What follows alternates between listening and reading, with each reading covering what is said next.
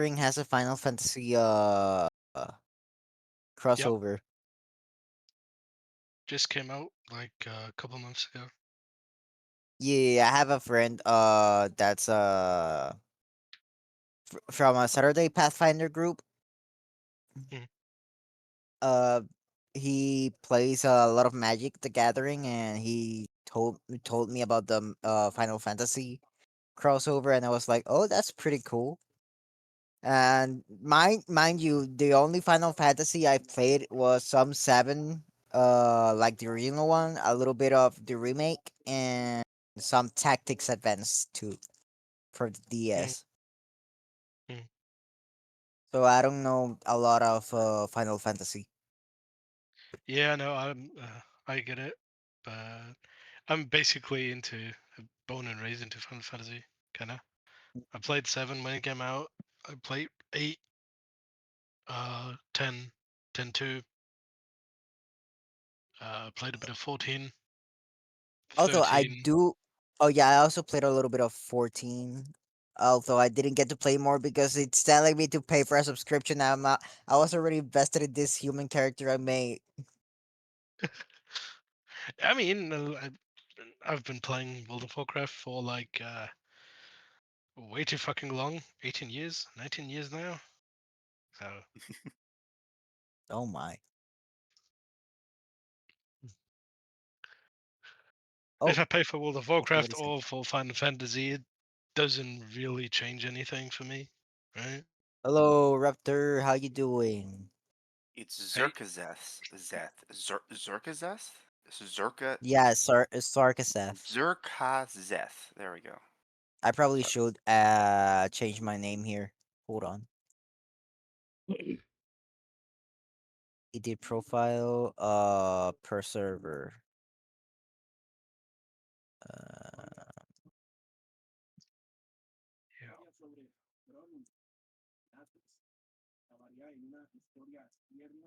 How's it going, Raptor? Yo, how's it going? Fine. Very American PFP you have. If I do say so myself. I try.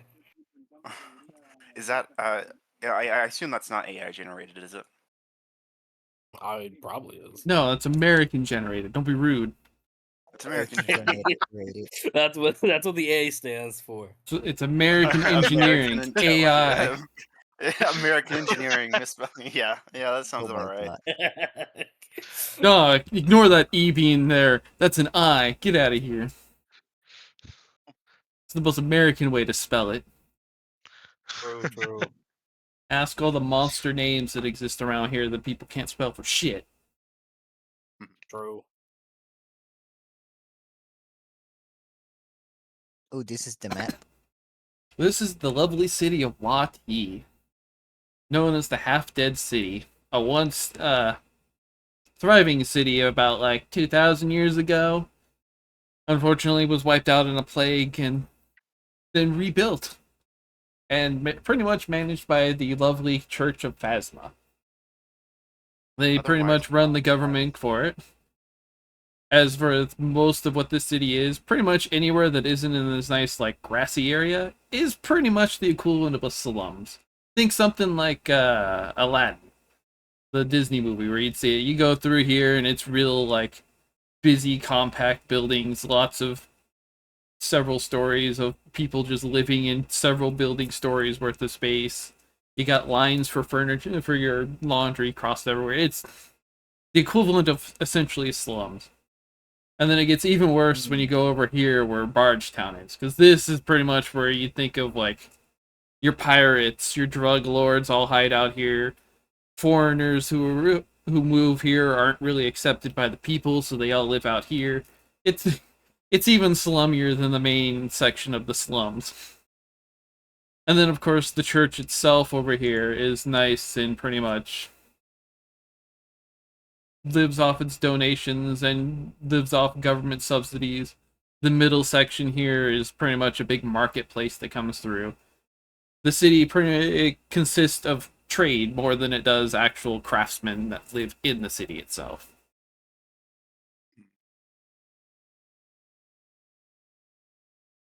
And as it's seen, We've all seen the lovely flyer that comes with its invitation to the city. As it stands, the necropolis the necropolis is being opened up for people to wander into pretty much loot, but they are using a lottery system to prevent people from actually getting in and out of pretty much government influence more than anything else. To stop like the wealthy and the rich and the politically powerful from just simply paying their way into getting certain ones. To keep adventurers from just going to like major parts of it. Because, you're not going to see an adventurer want to walk into like a ruins of a bakery because you're not likely to find super large amounts of value out of it. Whereas Find someone's true. family tomb or the mansion in the area, they're going to jump into that one immediately. You're going to have a bunch of adventurers that probably are going to fight over half the buildings in here. It's the event itself is mostly for you to scrounge through the city to take whatever valuables that were left behind during the plague outbreak that happened several thousand years ago, more than it is to worry about, actually looting in the most extreme fashions. Destruction is highly discouraged from it. Guards typically wander around it. They're not really excited to do it because nobody's excited to go into equivalently a ghost town to find out, hey, this ghost town is here, and spooks and whatever can be happening. Especially in fantasy settings, you're really not wanting to go into places with ghosts. Because who doesn't love knowing that ghosts are real as opposed to there could be ghosts? Don't knock the ancient bakers. They might have the perfect recipe for sourdough. I mean, to be Hey, fair, around here, I don't think they grow like anything to be excited over. hey, some people really enjoy that stuff. One might say they get very possessive. It's a very There's a effective little bit of thing. green. Some say it's to die for. Fucking hell. There's a smidgen of green on this map. Maybe they're growing a little something. I imagine Maybe. oats or wheat or something to keep in dry storage. Most of the green is generally, trees and vineyards more than anything else. I mean, the church area is most likely just vineyards and shrubs more than it is anything else. And the little bits of green are probably most likely some form of noble or something else that hangs around the area that grew just straight trees. And who knows, they could just be simply trade stalls, because over where the water is in the middle of town is where they have their big trade centers. So they could just be vendors that are planted out on the sides of the streets that come in and out of it. It mostly is trade, so people will probably set up stuff. Other than that, it could just simply be tents. It could be people's houses. Because, like, the green over here, this could just simply have been someone living in a tent. Not even a tree, just a tent in there. Most deserts don't really have, like, the sustainability for it, so you can try and grow stuff, but it's probably going to die more than anything else from the lack of water. Which makes sort of sense to the churches, considering Create Water is a very simple spell for them to pick up and cast. Imagine. So it's not surprising the church area has lots of like greenery that actually live in out of to look over and be like, oh yeah, there's greenery there. Even the churchmen can technically create water, but it's not a whole lot, even by their standards. No, even the higher end clerics, you create water, and it's not going to be like last forever level of water. Even the spell itself only lasts 20. The water you create from it only lasts 24 hours to even begin with. So it's pretty much use or lose it. Mm-hmm. But And it's priests. They always seemingly can keep track of greens inside their little areas. But the rest of the city is mostly equivalently just slums, essentially. A lot of people in here aren't exactly the most wealthy for it. There's the bits and odds of people that are wealthy and sporadically through it, because you can see some of the larger spaces and buildings. Like over here has probably got someone who's got some money hanging around. Because you don't own that much space without having money. But pretty much, this is a big necropolis that's been walled off and left as essentially a historical site. Now, unfortunately, the Ruby Prince decided otherwise, because he's needing to try and hopefully motivate some local trade to keep this place in semi-business again, so that it doesn't keep being a slums, essentially. So he's opening it up, this lovely accessibility for people through the form of a lottery, to which foreign adventurers are typically called in for. There's a wide variety that show up in and out of it, from all walks of life in the area, as much as they want to go into a desert for whatever reason. Who dropped out? That Um, would be Daz. yeah, it was Des. Oh, he gets lost so Although often. he's still on the game. Yeah, yeah. Oh, welcome back. Sorry about that. Misclick on my part. Oh, it's perfectly fine. We've done it a few times. You'll be surprised at how many times clicking on an exit button exists. The amount of windows I've closed by accident drives me nuts. Honestly, fair. I mean, at least it's not like in TeamSpeak where you just try to close it and it doesn't get minimized. You just disconnect from the server. Fair point. Isn't TeamSpeak still technically around? And aren't they It is trying to around. It go? is. It is still around. They Yeah. tried to give it a go a couple months ago, I think, with some new advertisement and whatnot. But yeah, it is still around. There's a reason why people start using Discord over TeamSpeak. There is a reason. Yes, because Discord servers are free. Yeah. It's usually the killer of everything around you. That and Skype is pretty much dead in the water, so. Yeah. I mean, Skype. What the fuck is Skype anymore? Like, honestly. I think it actually is shut down, so it doesn't matter what it is. No, yeah, it did shut down. Yeah, it did. It did shut down like a couple of years back, I think.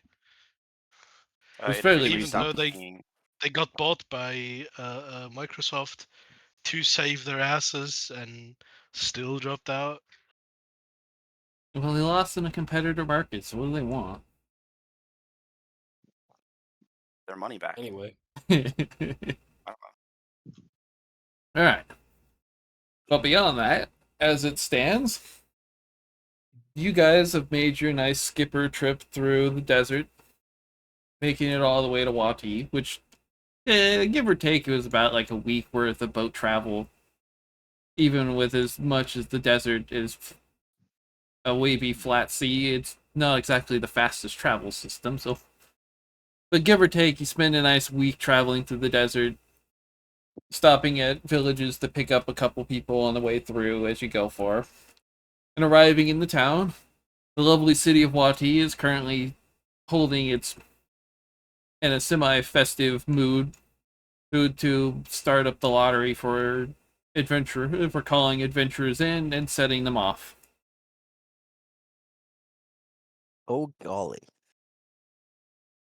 So most of the city is in like celebrational moods. You walk through, it's even compared to what it would normally be crowded wise, since the streets would be not exactly the most wide form. A lot of them are stringed up, and a larger crowd of people are wandering through to pretty much revel in the celebrations of Semi onto it. Most of the people here are either adventurers attempting to go through and collect treasures, or the other half of it is mostly church workers to help assist keep the order. Most of them are dressed in nicer armor sets to at least semi keep up the appearance of security as much as they can with all the adventurers wandering through the area. But as the skiff lands in pretty much into around this area here, you arrive into, there's the stables, since animals really can't be wandering through most of this place. since the streets are mostly too compact, unfortunately, because of the way houses are built in that slum fashion of half the time they're part of the road, the other half is low hanging roofs. Being able to go through with a pack animal isn't really a possibility to do for you. Some of the smaller animals maybe, but stuff like horses and your camels and all the larger pack animals will have to sit outside the city. They have a stable set up for their skiffs and for animals that arrive with adventurers.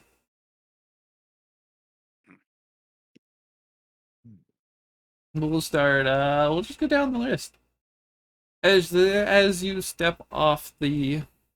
I don't remember names. Of got such pain as Zark here steps off the skiff. What is your first thing you're going for? I'm sorry, is who? Arc, you. Yours Arc. That is me. All right. What is the first thing I'm going for? Yes, as you arrive in the city, it's in its festive moods. The lottery hasn't quite started at this point. It's getting through all of its initial like celebration type stuff as you arrive. That's a great question. Probably the first thing is just to take a look around. For the most part, as you wander straight through the cities, there's a lot of new like temporary merchants set up that are trying to sell off merchants' gear. There's a variety of them that are pretty much vying for buying artifacts that you'll find through digging through the necropolis. Most of what you're seeing is going to be traders, and the road's just filled with a variety of adventurers that are here to attempt their own gain of wealth from it. As you make it towards more of the central area where the main like festival set up for like the lottery is set up in this little area here, a nice tent pitched up with clergy hanging around. They've got sign up sheets for adventurer parties to sign up for it. And sitting in there you'll see a bother to put that picture of her in. I did not. Let's go see. Pull up.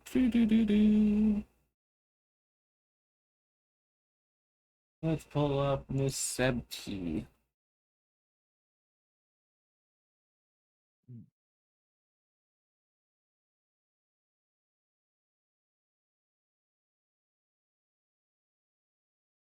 All right. So for this event, you sign up as a party. It is aimed for a party in groups of around 4 to 5 people, give or take, to enter in and explore the once great city of Wati that's now disdainably grown down from it.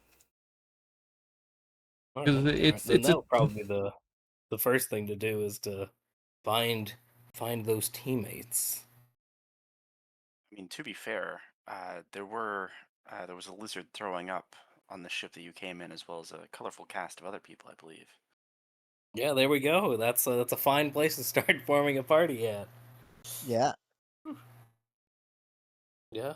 yeah, That's because the skipper you arrived on had a very very sickly looking lizard folk that spent half the trip traveling with you, pretty much head over the banister of the ship, letting out anything they did decide to eat. It kind of just went back out.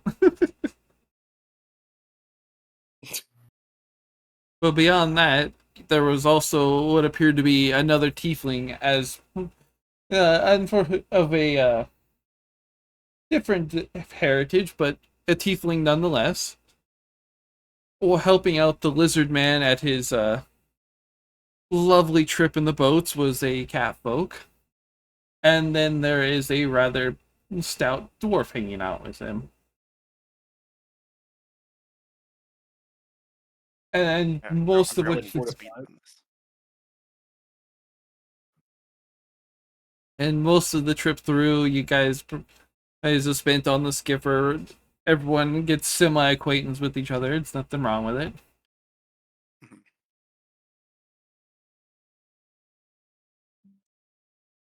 Two tieflings. Fair enough. That makes sense. Yeah. Um, Okay. sorry, you were saying? Uh,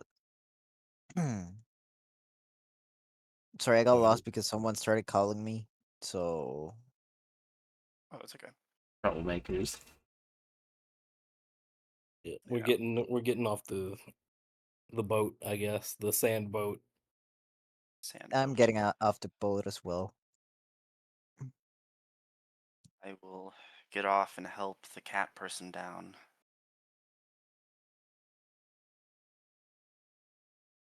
I'ma just drag my uh camel behind me.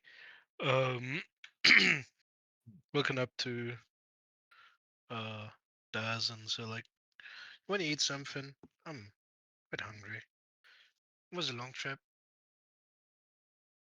I believe that food is necessary, but not right now.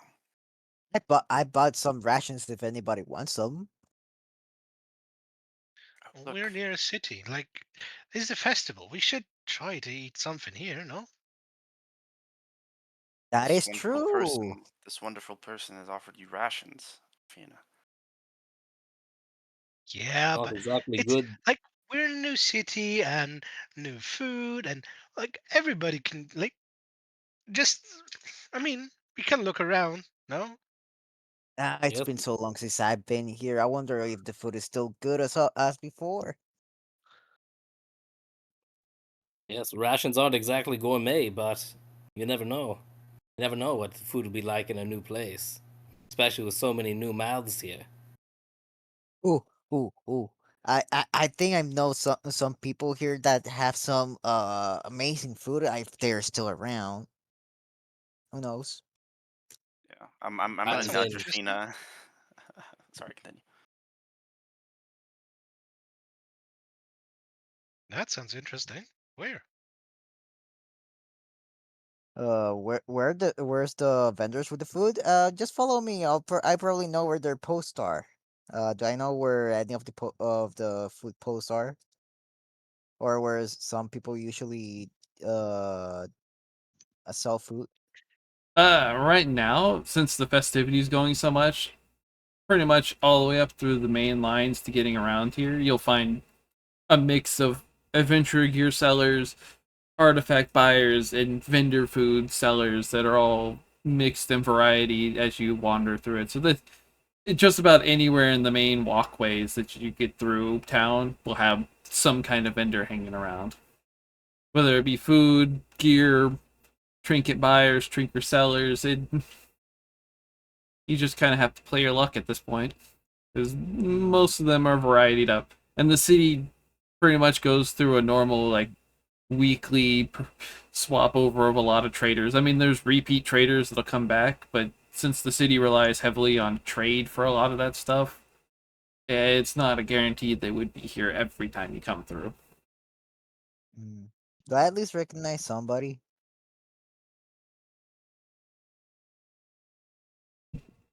As you wander, as you guys make your trip through, kind of looking at the stalls, you get the occasional people you probably would have known from like 10 years ago, but they're severely aged compared to what you remember of them being.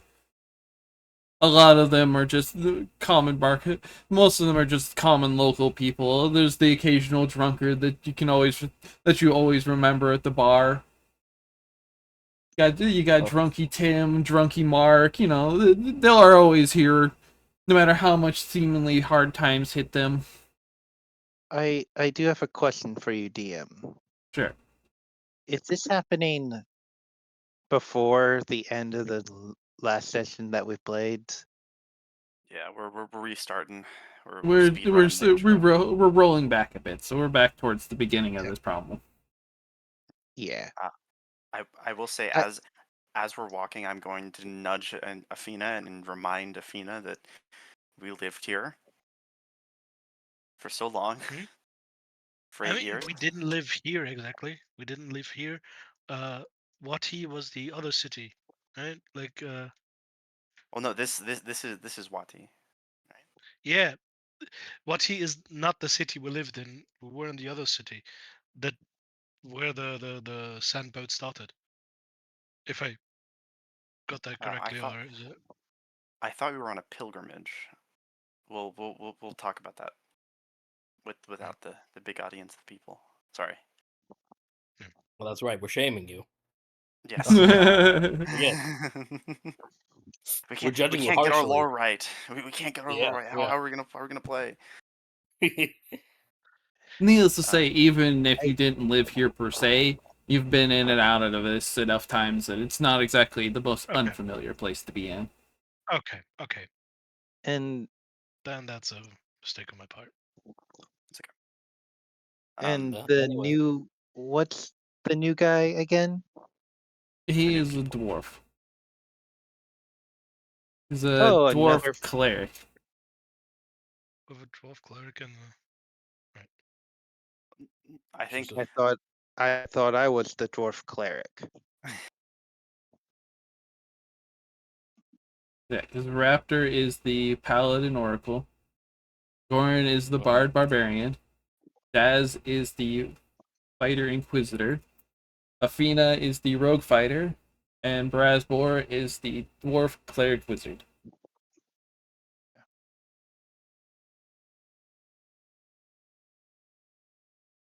Which yeah, that's gonna be a I it's definitely a combination I'm gonna have to work with for the build I want. you'll be okay. Don't worry. did you not pick the character? Oh no, I had a particular build. It's just I'm a newer player and decided to go with a combination that was really good for what I wanted. It's just there's a little bit of things I kind of have to work with. And I didn't quite realize, oh, it may be a bigger problem than I might realize later. Hmm, I I, well, I something don't to think worry it should about be a between problem. sessions. Yeah, but All right. as So,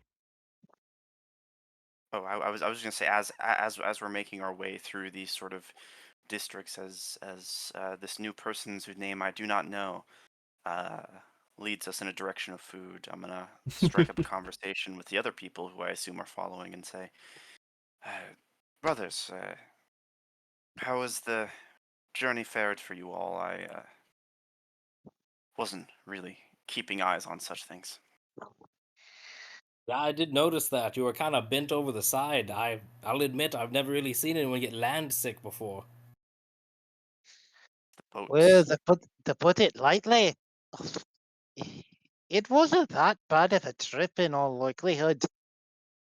But I'm glad to be back on land and back in the dry heat, some might call it. But bloody hell, I found this home. I believe the dwarf is correct. The notion of a boat, the ocean is a horrid thing. We should have never Not been on to sea. not to be like assume anything here, but aren't your kind normally really good in the water? Oh God, I could just, brother, to make such assumptions that is derogatory in this Hey, land. hey, no fighting here. No fighting here. I'm here guiding you guys. And for me, Uh, I prefer to be on the ground, not underwater, if you get my drift. Well, to be fair, this entire time we've been on the land. Boats are a sickly shape. Athena basically just pets Daz like A small child.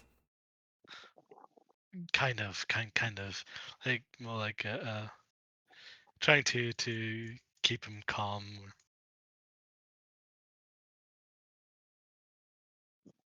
I could have made this character racist against tieflings, but I didn't. A real missed opportunity there. Hey, I was so close to going back with, well, your people are really good at burning in hell, so we have something in common. But fucking no. whoa, how many tieflings are in here besides me? Two. I One have one as more. well. Yeah. I have two tieflings in the party with a cleric. Yeah. One of them is a paladin. The other one's a bard. To be fair, there's nothing inherently wrong with tieflings. No. It depends who you Mm, ask. Most of the Yeah. Are they? tieflings' discouragement is mostly because of the supernatural stigma of the fiendish race more than it is the actual tieflings themselves.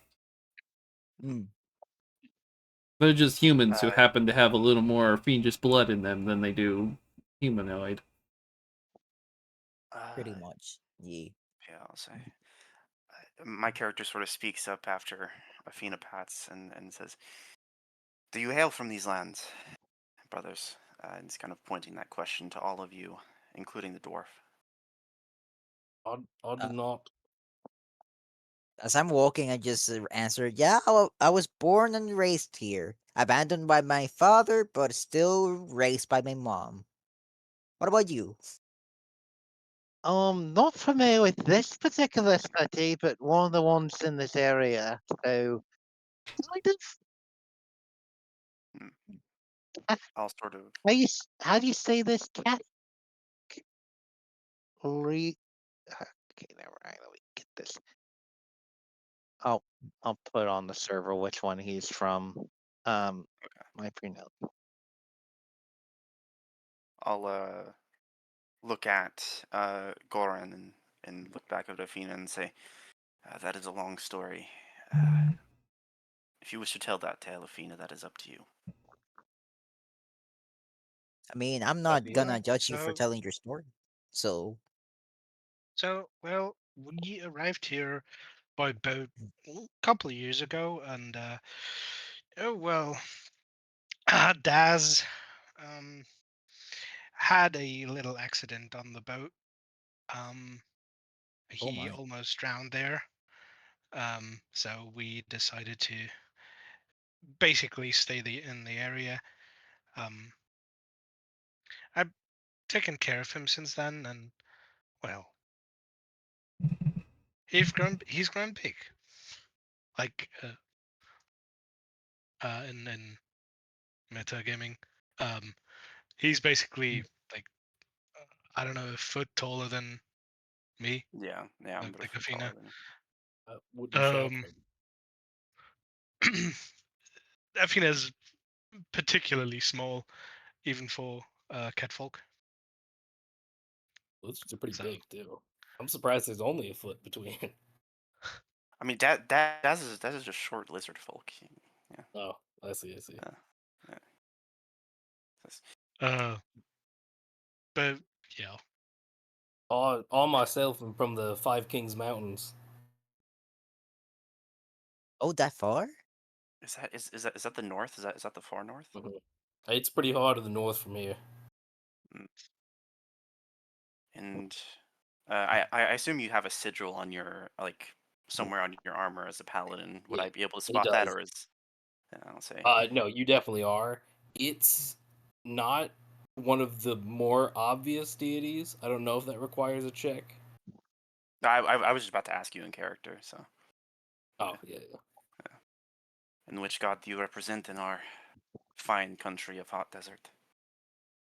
I worship Trud, one of Torog's godkin.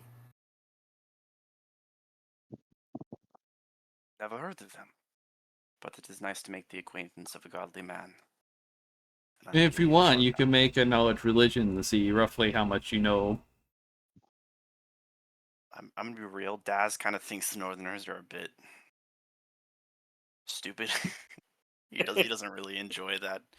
I He studied philosophy and religion. He's not one to look up what the Northerners think about religion. I'll look it up. Do a check for that. Oh, Okay. knowledge religion.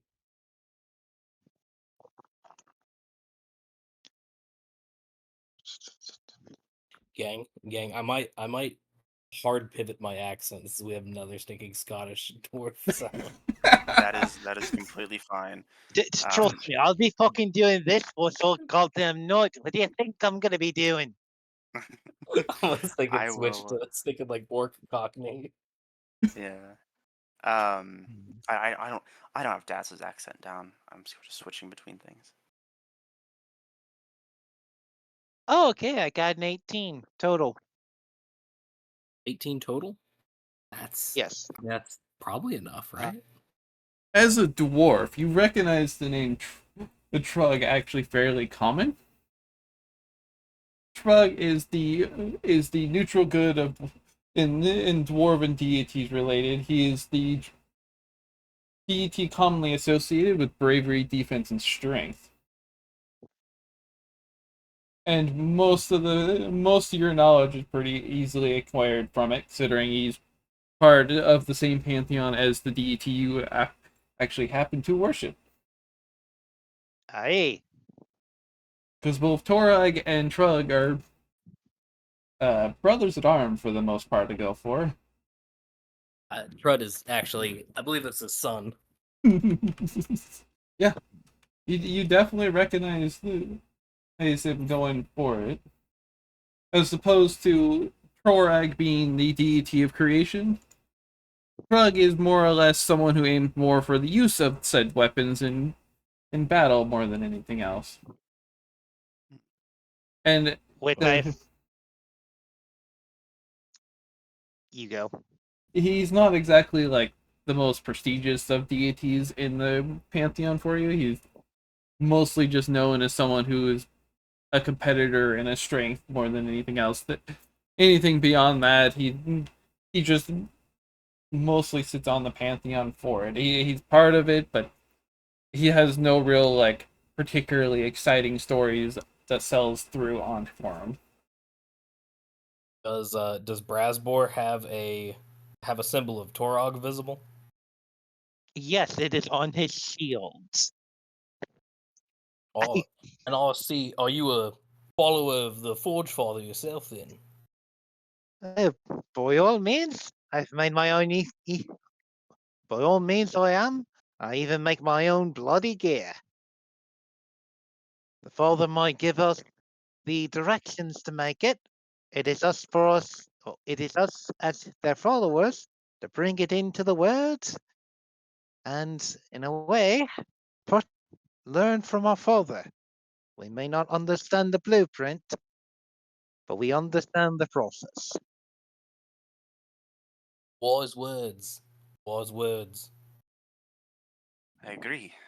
Such things, even from a god I am not familiar with, shows the wisdom of such beings.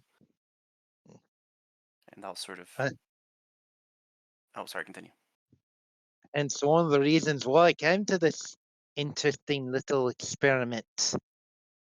I'm hoping to find some ancient relics, or really, maybe not ancient relics in the traditional sense, but maybe I can find something that showcases how these people lived, how they made arms, how they, well, their creations. Maybe they know something I don't, and I can incorporate it into my craft. In a way, keeping the people alive. That is a very noble task. But before we get to shopping, just be wary of some of the merchants.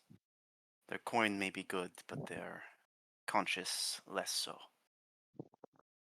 Mm. That's that's not shocking to hear, but it is saddening. So you're telling me their purse is more silver than their tongue? Got it.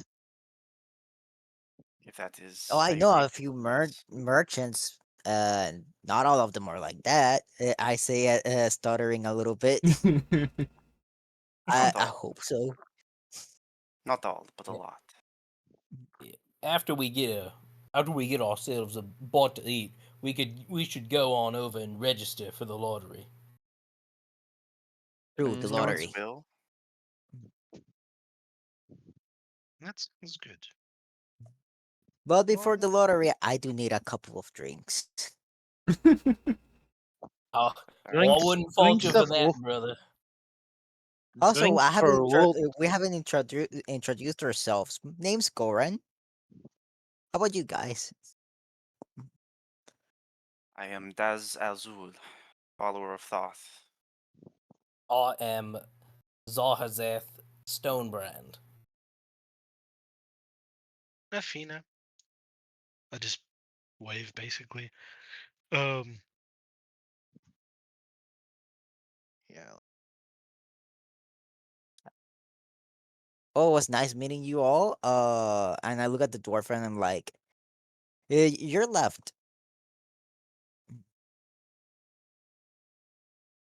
Rasper Kopenshin. Nice meeting Sorry, you, my Brasper. my name's a bit on the weird side, so I'm always using like, how do you pronounce this thing just to make sure I'm getting it correct? Right. You said Brasbor Coppershin, correct? Yes. I see. I see. Okay. Well, it is nice meeting you all. Welcome to the city for those who have never been here before. And I'm going to get a couple of drinks. Anybody wants to join? Well, I The, suppose it wouldn't hurt. A little bit of the, light drinking before a day's work. It's the spirit. okay, are we drinking water or actual beer? Well, let's But see the what they finest have beer first. in the city, of course. Follow me. As I long, know a place. as long as it's not that elven, as long as it's not that elven stuff, I'm perfectly fine. Oh, trust me, there's That's no elven stuff. I think. good. I think I could piss that shit out. Just Uh, just trust me. The beer here is the finest in all the kingdoms. Mm. I'm gonna All turn to right. the other two and say, do not take the company of the ale here. It degrades the mind. Wine is a much safer option. I suppose that is true if you can't handle your liquor very well. Well, what's I the goal of turn your to drinking? look at them and go, I can very much handle my liquor. I would be a dwarf if I couldn't. Ah, that's the spirit. I'll just simply nod then. I'm not gonna argue with these people. Yeah, we'll just go get a nice drink before going to the lottery. We're not heavy drinking yet. That's for later. Yep. that is true. Yep. And yeah, no, as a dwarf, it would be difficult to get me drunk. It, Genuinely. it depends. How good's your fort? To be What? specific, it's how good your con. Yeah, how good yours are gone. I have a con of 15. That's not bad. Yeah. Let me check my constitution real quick. Oh, it's 15. That's pretty good. Hmm. Yes. I guess we're going to a bar or a tavern or a brothel. I don't know which one is considered the right A name. bar because a brothel is yeah. Yeah, something else. Hey, Well, they're don't be both they're rude. They both both serve alcohol. yeah they both serve But alcohol. They're brothels both have women and men. Listen, So I'm not looking to fill Callistria's coin purse any more than it already is. oh my god. um. But yeah, I'll make sure Fina and their camel get there, and I will be taking nips at my wine bottle or wine skin. That's what that's called. It's not a wine bottle because who can afford glass in this economy? Right. Well, there's a lot of sand at least. That's the first step. One Yeah, of that's the the two first step. steps. All right. Yep. We'll get a quick bite to eat and a drink, and probably go get that lottery then. Mm. I will pay my respects as I did this to the priest, of course, but we don't have to roleplay that. Mm. Since Yes. since out all the letters that I need to do. After you guys get your lovely, food and drink, and make your way towards the main encampment where the tent is set up for the actual lottery polling and registration for you. Is surprisingly fairly easy. It is just a piece of paper that states that you will follow three main dictations that they prefer to have for those who wish to explore the tombs. They, uh, for the most part, this festival is intended for those to remember the Great Plague for it, so preferably to not really have much into infighting with other people. No needless conflict or banditry is preferred. To the second would be to preferably not break as much as you can. It is the hopefully preserve most of the buildings, for they are all memorials of some kind, whether it be as simple as a slave's hut to as grandiose as a manor or tomb of some great noble. And the third preparation of those who wish to dig into it is to honor the dead themselves, taking things from their casket that would be worth a value is fine, but straight up just desecrating corpses to acquire treasure is highly frowned upon and will lead to punishment to those who openly do it without any remorse. Oof. But as for beyond that, it's just simply a treasure hunt to seek through the city, given through a lottery chance of getting a specific place inside of it. Whether you get the luxury of a ancient tomb or noble's manor, or even as simple as someone's slave hut type area for it, all are to be respected. Those who can't follow will be punished to the extent of the law they will provide for you. But it is just simply a piece of paper. It requests for someone to essentially be the leader of the party and those who are registering inside that party, so that they know who's going where when the time needs be, and so when they give access to the place, they know names and numbers of how many people are going in and out, and not to prevent people from just simply going in and out willy nilly for it.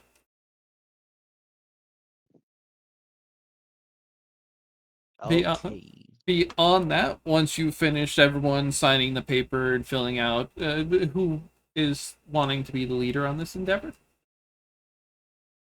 I Mostly know it's a ceremonial Goran leader. is the less. I know Goran is the less capable of being a leader, so I'm not being the leader. Uh, Daz is simply just waiting for someone to fill it out. He is not interested in who leads. Oh yeah, I'll go ahead. I love paperwork. I love If Oh, paperwork. no one else is gonna fill it in, I'll fill it in as the leader. Granted, I probably have the lowest charisma in this entire fucking party. Don't worry, I got you. I'll probably have the highest, but I don't think a fickle cat should be a party lead, like, ever. Let's put it this way: my charisma at this point is a solid 5. It could be worse. I mean, It, it'd be pretty hard to be worse. It's pretty hard to be worse than that, honestly. Yeah. No, I mean and the Outside of like fact is, a Duragar.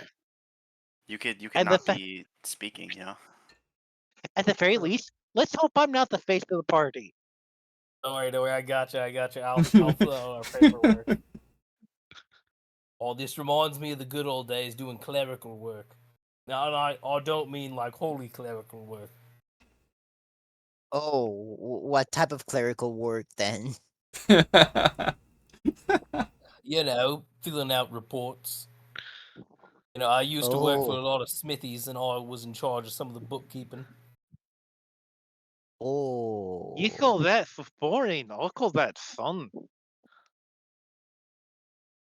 It is a task which is given to every follower of any god. Gee, how many parties are joining? I say as I look around. As you look around, there is currently, if I remember correctly, it's 5 distinct groups that appear in the area. Huh, 5 distinct. Do I recognize anybody from the 5 groups? Mm, uh, We didn't scout out our competition last time. I just realized that. No, and I'm hoping this time we actually successfully get a door open this time. I mean, we did open the door. Eventually, yeah. Eventually, we open the door. yeah, currently in the middle of the marketplace slash lottery area that's currently set up, there's 4 other parties, and they are mostly all foreigners compared to what you see around you for you. The only one, there's only out of the 4, there's only one group that currently has anyone who is a foreigner in this area. But actually, they have 2 people here. But beyond that, everyone else is definitely foreigners. Okay, can I ask a weird question? Sure. Mhm, Sure. The 2 tieflings of the party. Do you mhm. do you have like how do you have your horns pointed outright, behind, or Mines are curved. Mm-hmm. Forwards and slightly curved in. and also is your tails like because I know some people describe their tiefling as having tails that can grab, while some of yours just more like a dog tail. My Mine tail is is like a definitely. devil's tail. Mhm. Mine is not necessarily like a devil's tail. It's like thin, long, and spiky, but it is also prehensile. Mm.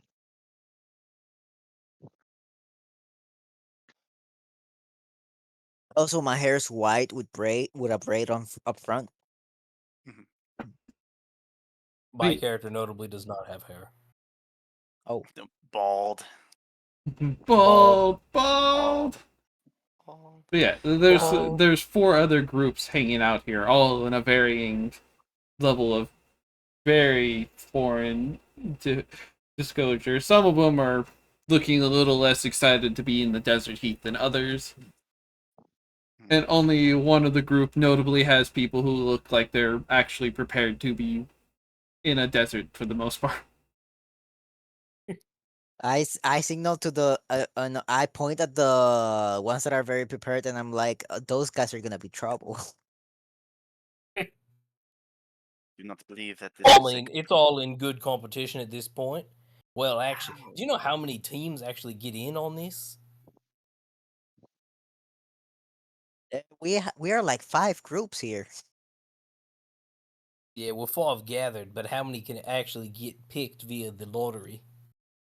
Hmm, That's a good question. Are there any referees or anybody in charge of the entire competition around, or guards?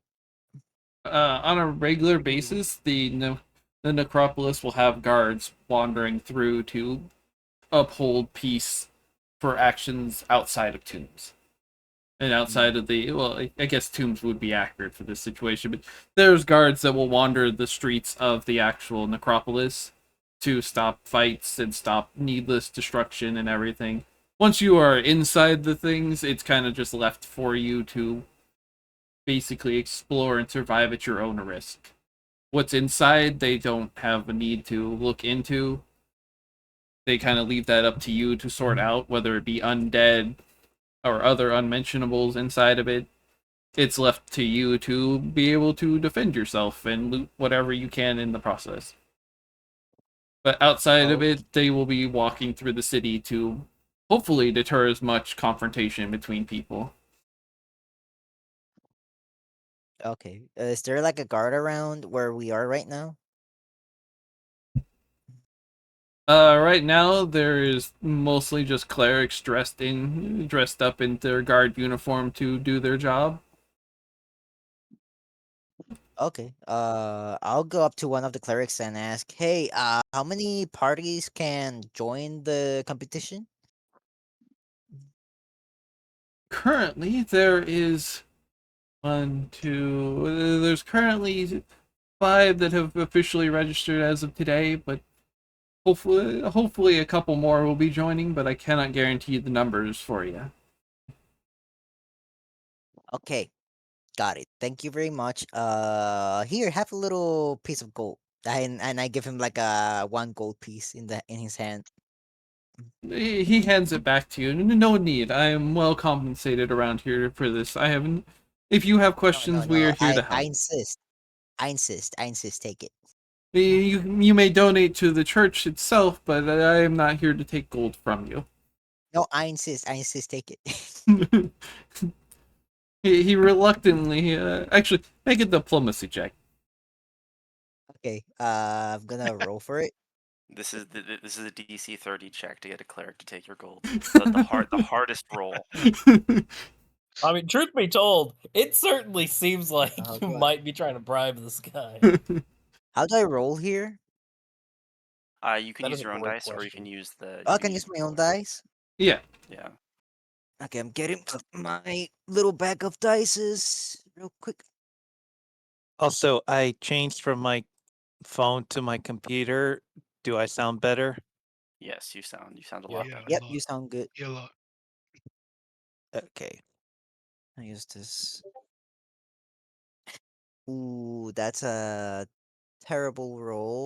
Let's see. Diplomacy, diplomacy. 7 plus 3, 7, 8, 9, 10. 10. That's a 10. Hmm. Yeah. He's not trying to do anything that's out of his interest. As much as you try and get him to take the gold, he just simply hands it back to you, informing you that donating it would be more appropriate in this situation than it would be giving it directly to him. Right then, it's fine. All right then, I'll do so. And I just go walking back to the group, with a really sad face. Yeah. I will donate my 15 gold this time instead of doing it at the play, I suppose, because I don't know if we're gonna do that.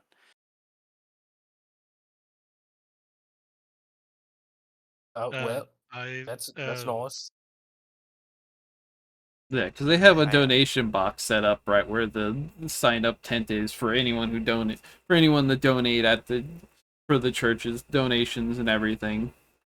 Whether that's to help with whatever festival activities going on, whether you're simply just a follower, whether it's just simple kindness from those, it's there openly ready for donations, as with every organized religion loves to do. Mhm. I'll look at the paladin and say, I I know these people. They always do good things for the community, and paying back when I can is nice. Yeah, that Yeah. seems reasonable. I'm Inside, giving I'm gonna inside donate. cuts to the back alley, and there's a priest just beating the crap out of some guy. Yeah, they That's do fine. It's totally. probably an He deserved I'm it. gonna donate 20 pieces of gold. And undead. every time I donate, someone donates more. Okay. I try to one up you. We're gonna have a bunch of poor people because they're just gonna donate war. Yeah, don't donate everything. If you want Double and pass me it to the to, next one. hey, Go ahead.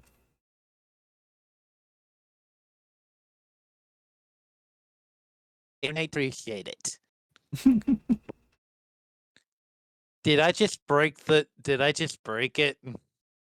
heard There something was about like a large appreciating it. gap that I heard. Yeah, there was something about appreciating it, but I don't know what that could be. Okay, I think this bolt's on a little problem. What I was trying to say is, if you guys want something to donate, you can give them go to me. I could definitely appreciate it. Especially if I'm gonna be the one building up your weapons and stuff. I kinda need that. With all due respect, I do not know you, nor do I understand exactly what your god follows. I am Creation mostly. I'm in a similar way. I also really enjoy forging. I'm ready to do similar. Hey, at the very least, you like swinging them and using the tools for whatever purpose they may wield. I like making sure your weapons last up to that point. I mean, it's appreciated, certainly. Though, I mean, I'm also a decent smithy myself.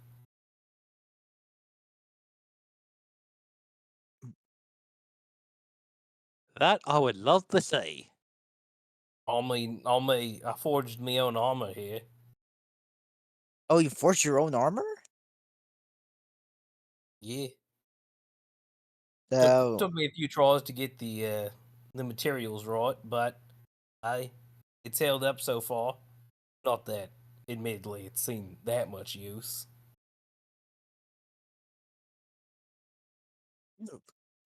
As you guys that's get pretty settled, cool. as you guys get all settled down and start the talking, you hear the sound of a drum being struck fairly loudly to gain attention of all the people in the area. A fairly modestly dressed priest, the priestess, steps up, and her voice is very clear, traveling across the market with the sudden silence going for it. And you can overwhelmingly, you can see everyone's turn their attention for it as she begins to speak into the open airs. Let the lottery begin. Although many of you have requested specific sites to explore, you must leave these matters to fate. As the Lady of the Grave is a far better judge of destiny than we more of this mortal sphere. The gates of the necropolis will open at sunrise tomorrow. Use this evening to prepare yourself for the tasks ahead. Let these rules guide you in an endeavor in this holy place. Remember how we came to pass. Every slave hut is a memorial, and to honor the departed. May you go with the lady's blessing. And as she finishes her speech, they pull out this lovely big cage of what looks to be like a bingo cage kind of size thing. And the at the beginning of it, the paper you guys filled out is stamped with a big bright number on it to mark it what adventurer number you are. And a big nice marker of it says for 5.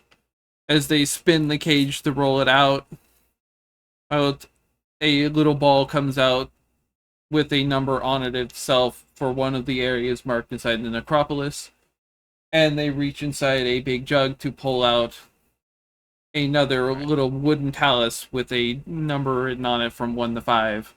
And you can hear there's quite a few wooden chips in there as opposed to just having the 5 embedded into it. Just to keep the balance as opposed to having 5 things to pull of and not really feeling the randomness.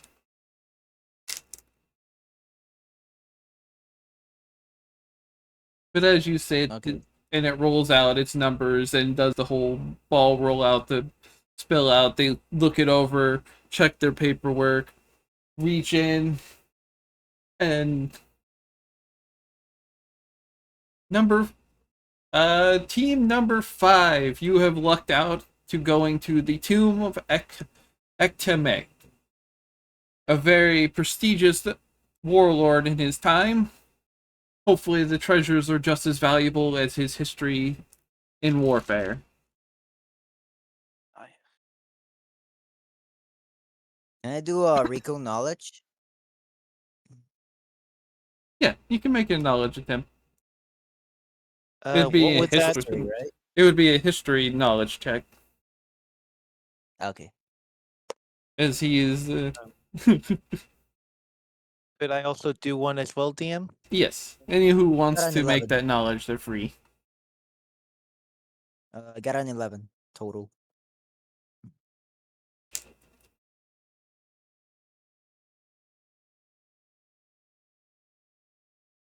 Oh my god! That's a net fucking 20! Again? What? This is damn. Okay, that's a 23.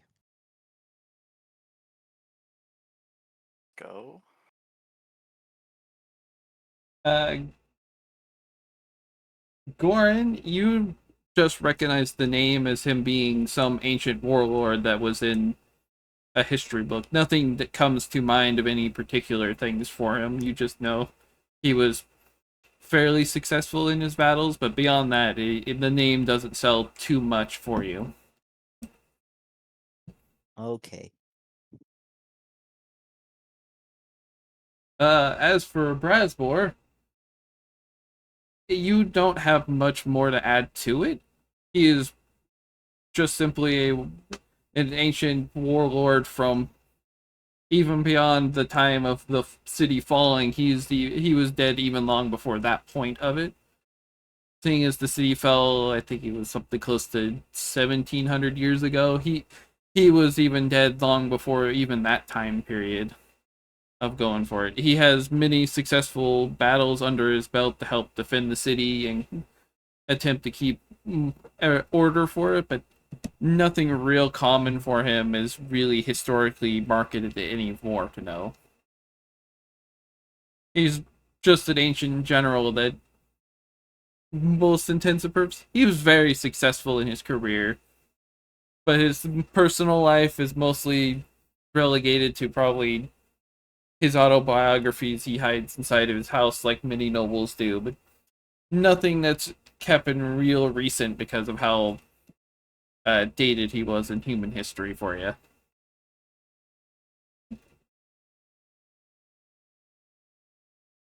The one moment it's like, hey, I got a nat 20, and the dice goes, yeah, this is about the most useless thing you could use it for. That be the way of knows, the of course. dice.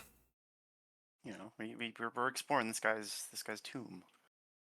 Mm-hmm. Who knows? He may have a mask. He may be a mummy. What do you mean he may have a mask? I just look at him. Oh, I didn't say that in character. My character doesn't know. Ah. Ah. My character doesn't understand the the way that this A game likely works. story. The lizard knows. He's The seen lizard this all before. He's actually a 20th level oracle of predictions. That's all it does. It just gives them really Oh, shitty yeah. foresight. Yeah. Actually, my Anyway. character allows me to metagame. That's my power. Excuse me, I'm a divination wizard cleric. I can metagame because I'm super awesome at that. No. You're a divination, half, well, What team are halfling we? with lucky feet. I'm a Oh. divination cleric wizard halfling. I'm super good at doing this. What number know. team are we? 5. I think we're team number 5. Oh, we are team 5. All right. Also, All right. DM. I'm actually DM. I thought they were symbols. I didn't think that they were numbers. I mean, that's what numbers are, so I don't know what you're getting on about that one. Well, it wasn't. Never mind. A symbol is a number. I'm just gonna die. I'm gonna curl up. Even if it's the symbol for 5, it's still, 5. Numbers are symbols. It's just how language works. Yeah, Yeah, that's I pretty know. much it. You didn't say this a symbol for a number last time, which I was just making a joke about, but you actually probably did, and I didn't hear it, and that sucks. But beyond that, the rest of the parties that are in the area all get their designated locations that they go to explore. When Zark approaches to go and they give you a little map that gives you a guidance to actually get to the tomb onto it, so that you're not wandering the city hoping to find anything else. It's not the like most amazing map drawing. It's mostly just the main roads that fall in the city. But it's got the nice little marker. I'm sure it was right there. All right, so who's taking the map? I mean, I Uh, suppose I could hold on to it if no one else wants to. Yeah, because it gives you a nice little map that guides you to right here, where the for some reason has an empty space, but that's where the tomb is marked. Where? It's right up in this little corner here, with this nice empty spot in between a whole bunch of buildings. Oh, there it is. That was Yeah, tiny. but it's marked up in this Alright. little area here, which is funny because the map Well, shows that it has like nothing for it. I think I found it here. Yeah, On the map where there's nothing, I think it's here. because it shows for some reason this little area is where it is. I'm like, okay, cool. There's nothing marked on there, but all right, Oh, see, they hit it very well. This looks very inconspicuous. right. But for the most part, they're not going to open up the access to the necropolis till tomorrow morning, seeing as it's Oh. about like early evening, about supper time ish area at this point from all the festivities and all the activities going on. And they clean up for the late in cities and just simply so in case you need to go and buy equipment or whatever that you'll need to plan for going in and out of tombs for the night. We all know you end up Oh, staying in there I for the guess evening. this is a relevant thing to ask. Who among us can't see in the dark? I think I can see in the dark. I'm a I can tiefling, of see the course. dark. I brought I'm a cat. Uh, I implements to help might, us. I might not be the best seeing in the dark. I think the only ones who can Alright. see in the dark are the tieflings, ironically. Wait, you can't see in the I'm a dark? cat. I'm a He looks cat. to. Obviously, cat can see in the dark. You'd be Well, surprised at I how many mean, races you'd think would see in the you dark say it don't. like that, but like most animals and even cats can't actually see in the dark the way cave creatures can. That is true. I don't And know for why me, you I degrade literally yourself gave up. to. And for me, I gave up dark vision to get something else. Oh, I mean, get you know what? something I else. feel like I have heard of that before for certain dwarves. But I suppose we can get you all some torches. I have I such think that'll work implements, out. but there's no reason to degrade yourself, brother, to the low life of a cave dweller. You are much more than that. Well, I mean, Is it seeing possible in the that I dark. can go talk to the group that's very prepared? To do what? Like give them a good impression on us so they don't attack us. To be clear, they like each of us have separate tombs, right? Each of the teams. Yes. Yeah, Yeah, but there's still there might be a slim chance that they Oh, might we should still go say attack. hi. Genuinely, Yeah, we should just go say hi. I think this seems like a perfectly valid thing to do. Just go say hi to the other teams. Simple yeah. introduction. Hey, how you doing? Oh, notice that you got that tomb over there. That's pretty cool. I Uh, wish you good luck. Hope you get out safe and sound. the team, I the, think a the couple team of that them. that you guys are looking at is comprises of 4 humans, 2 of which are female, and the other 2 which are male. Okay. Because You they're said they looked local. they're 2 of them look like they would be more local than anyone else. The other 2, however, definitely do not give you the feeling of them being local.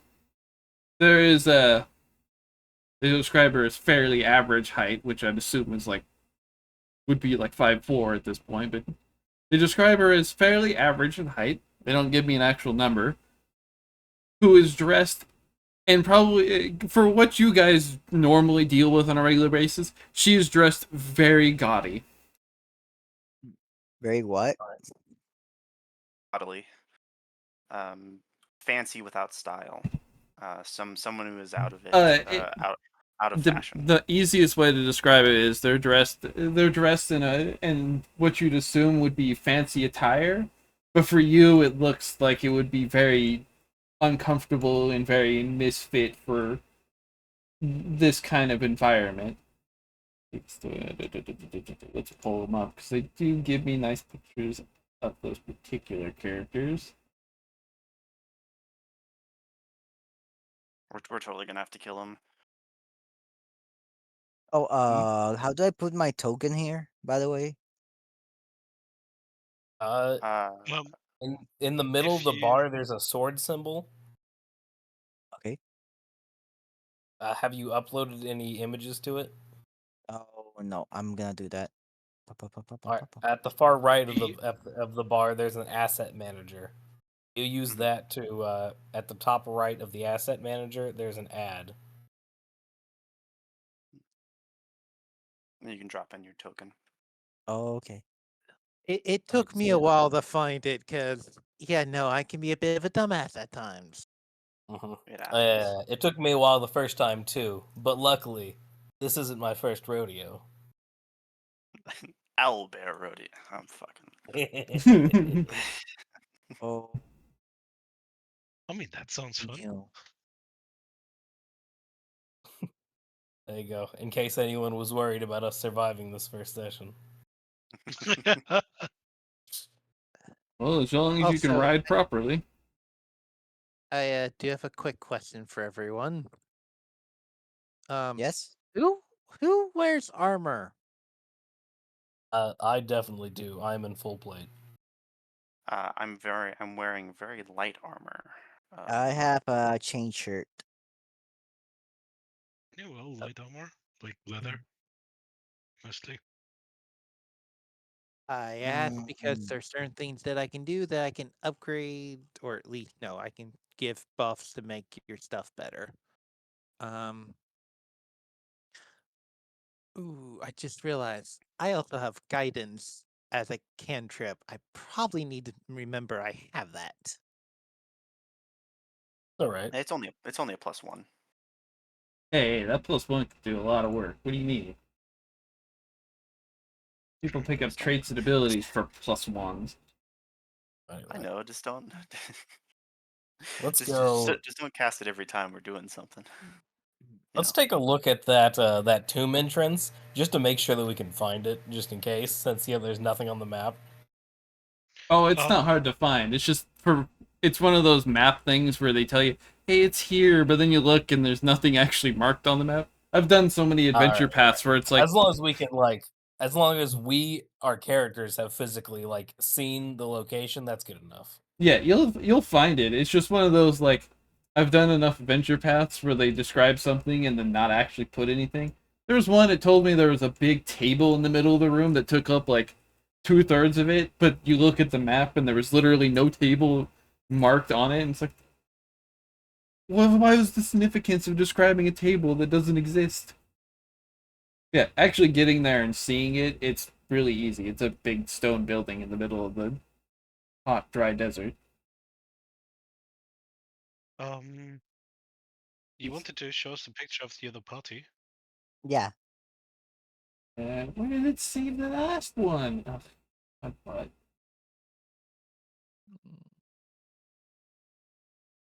Some days I swear these things just save and they're. Well, I guess that one didn't save visually. You'll work. You better appear in the clusterfuck of pain in the ass. Thank you, Discord, and your weird choices of not having certain pictures show up.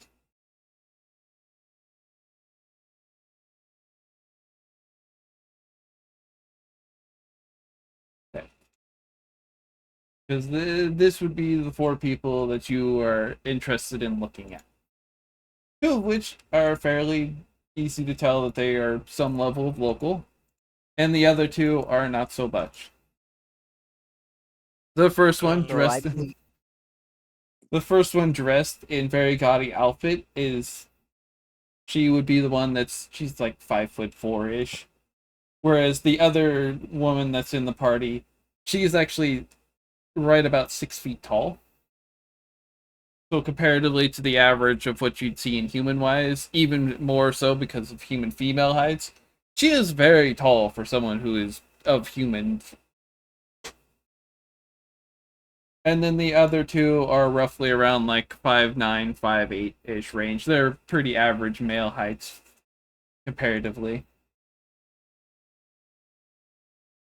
Mm. I would go up to the woman that seems to be local, and would talk to her in the local dialect.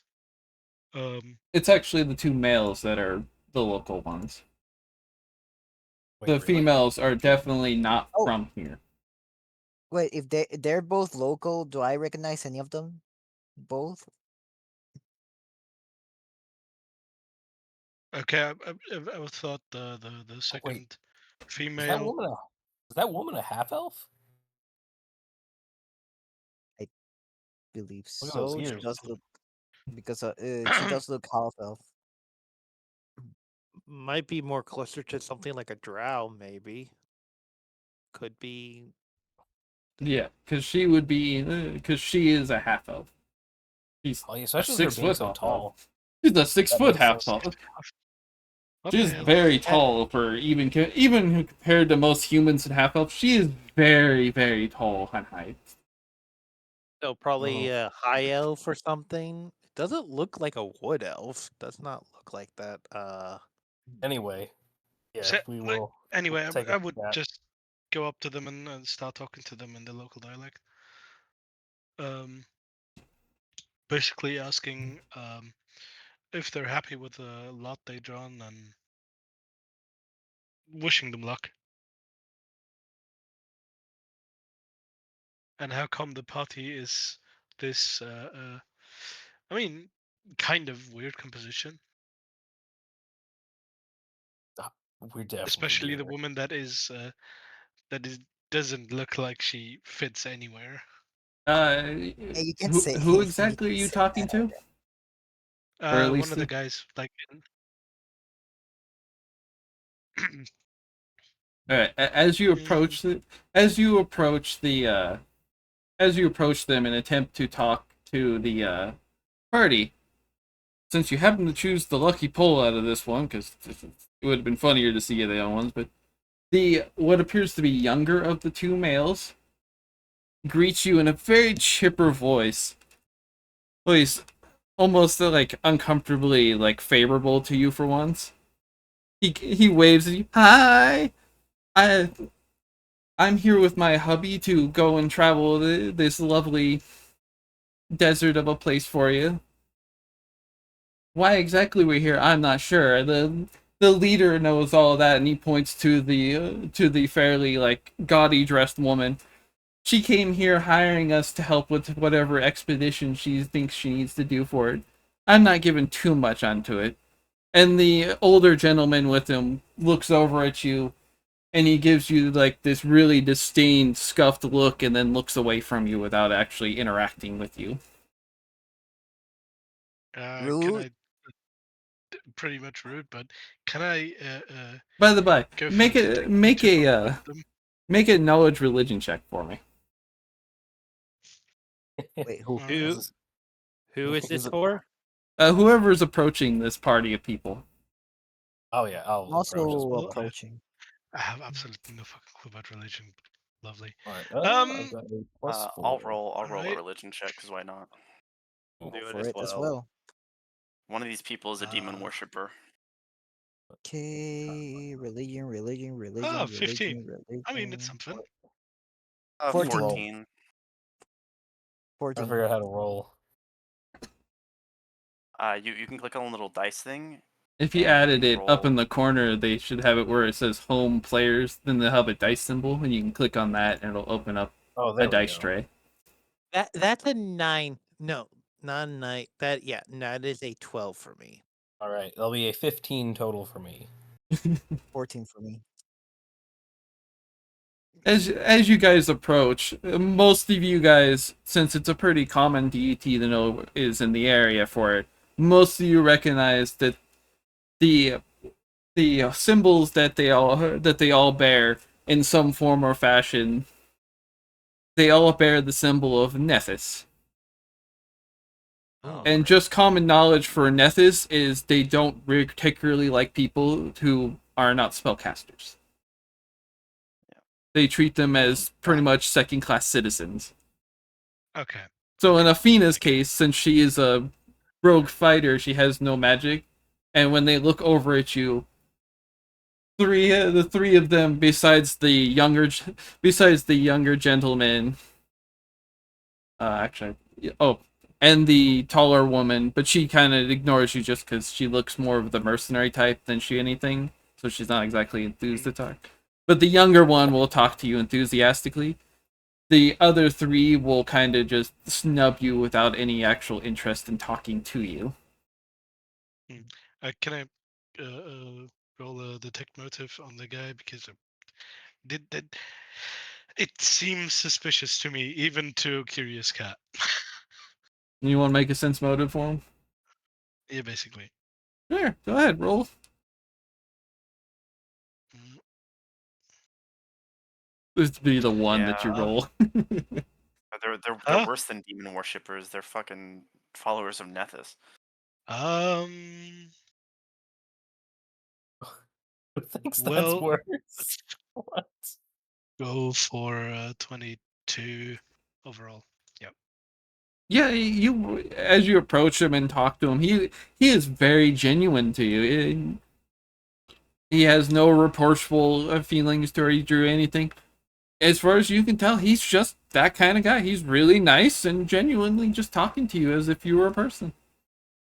Yep. So how are you feeling about your lottery pool? As far as I can tell, the party leader's not exactly happy with their luck. She's not happy in general that it's a lottery, but it's so far it's going good. And he grabs the arm of the older one, of the older gentleman, and it's a great vacation for us going back to home base and seeing the city as it tries to flourish again. It was pretty bad a few years ago, but ever since we traveled to made our attempts to look through this place, it's gotten better at least. That's certainly an improvement then. What did you lot get? For like the location. No, we didn't look out quite as well as we'd hoped onto this one for it. Let me double check that name of which one they got if they even bothered to tell me. Yeah. I know they're pissy about not getting something. Which one are we looking at?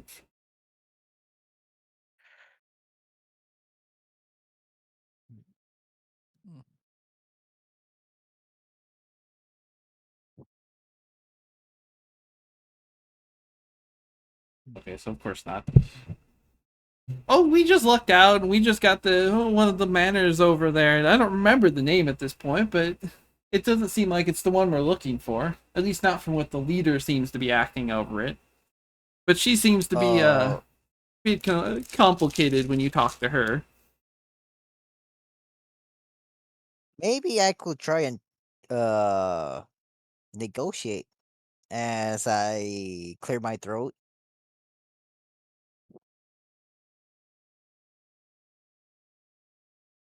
As you attempt to talk to him, you hear the gaudy dressed female cough a bit, and the older gentleman looks down and tells the younger one, "Oh, we're going," and they begin to walk off from you. Oh, all right. Well, have a good night then. Good luck. I think he's on the wrong group. He's very he's very nice, while the others are very rude. Yeah, that does kind of seem to be the case. Oh well. I really hope nothing bad happens to him. Yep. He seems like Well, a jolly good feller. we tried to be friendly, I suppose. So we did our Well, best. at least he was friendly. Yeah, Out of all four of them. I do not indeed. wish to bring negativity onto your parade, but he will most likely die first. I Yeah, don't know. He 100%. kind of, he kind of seemed Yeah. like he was one of them. Like, did he have a scorpion on him? What do you mean Yeah, scorpion? I noticed he had like a scorpion on him, and seeing as he also like wasn't armored or anything, he's probably one of them caster tops, like a wizard. Oh yeah, now that you mention it, he did seem kind of wizardly. yeah, he is Yeah, very actually, vividly dressed in appearance that you would assume that he is some level of spellcaster of some kind. Just purely off of how he is dressed. He is dressed no armor. He's got a very light robe on for once. The followers of Nethys always bring around wizards, and as with every wizard, I suppose most that adds times up. they sacrifice the weakest ones first. The weakest wizards? Well, I feel like that's counterproductive. I don't think they're gonna sacrifice him because he did mention that his husband was with them, didn't he? Something like that. People Oh such as well. that, relationships are not a force beyond that of connection. If they do end up sacrificing him, I will feel sad and angry. Mostly That angry. indeed, that would be awfully bad for them to do that. Could I also, um, it may also be, I got a feeling something about their relationship was maybe a bit one-sided. I mean, Most that likely. is certainly what it felt like for us when we tried to speak with him. But who knows? Maybe they're just closed off against strangers.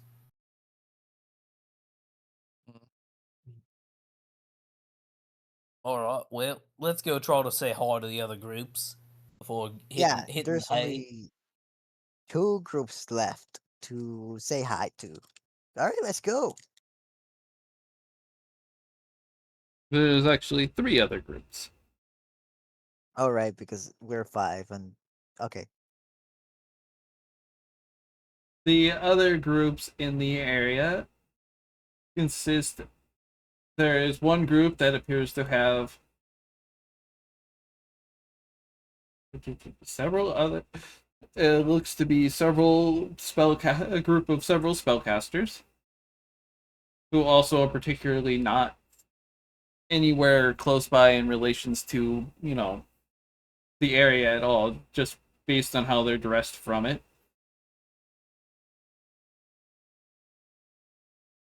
It's because there is a group that was known from what you heard on the announcements of groups from the lottery being picked up to. There's a group called the Crypt Finders that has let's see each what appears to be a knight, a spellcaster, a cleric of Serenade, and their leader, which appears to be a human. And just because of how lightly dressed in leather and daggers that he covers for him, you're assuming he's some kind of rogue, but it's not exactly the most clear from his outfit that what exactly he would be. But there's another group of humans that are hanging out nearby. Then there is another adventuring group just shortly a distance away that was called up, that announced themselves as the Daughters of the Desert, Hmm. which consists of a full female group of people, the leader of which is dressed in fairly colorful outfits you'd assume would be something similar to like a bard in nature.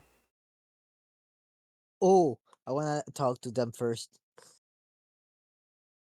And then there is a Okay. cleric, a barbarian, and what appears to be two arcane casters, most likely to be witches or wizards of some kind from how they're dressed. And they're the spellcasters are dressed up in like full veil outfits, their faces covered and everything. So they're got like the full veil and everything dressing for it. The last group, the next group that's listed there is announced themselves as the Dog Soldiers, which is entirely listed an entire group of halflings led by their leader Magdog, who was announced as Mad Dog Marin, a male halfling, and a variety of what appears to be rogues and fighters in halfling form, and they have dogs hanging out with them that they assumingly are used for combat, whether it be hunting or trap finding or whatever, tracking people. Hmm. And then the last group that was announced was called the Sand Scorpions. And they I believe have those are the ones we met, didn't we? no, the last group, the group you guys first initially met was called the Scorched Hand. The Sand Oh, Scorpions has three human rogues and what appears to be some level of magus or wizard swordsman of some kind. He has a sword at his hide, but he's dressed similar to wizards in fashion, assumingly most likely some form of magus for it to run their support and everything as far as it goes for. And then their leader was announced as referred to by name as Black Kiss, was a female half elf alchemist, and she's dressed, fairly in the fairly scientific garb. You can see potions lined up. She's got several pouches with medicine bag type stuff of probably things she uses for her concoctions and everything.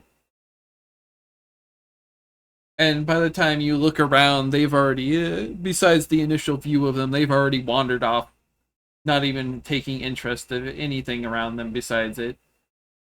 Assumingly, like many, to go and plan for themselves to get adventuring for it.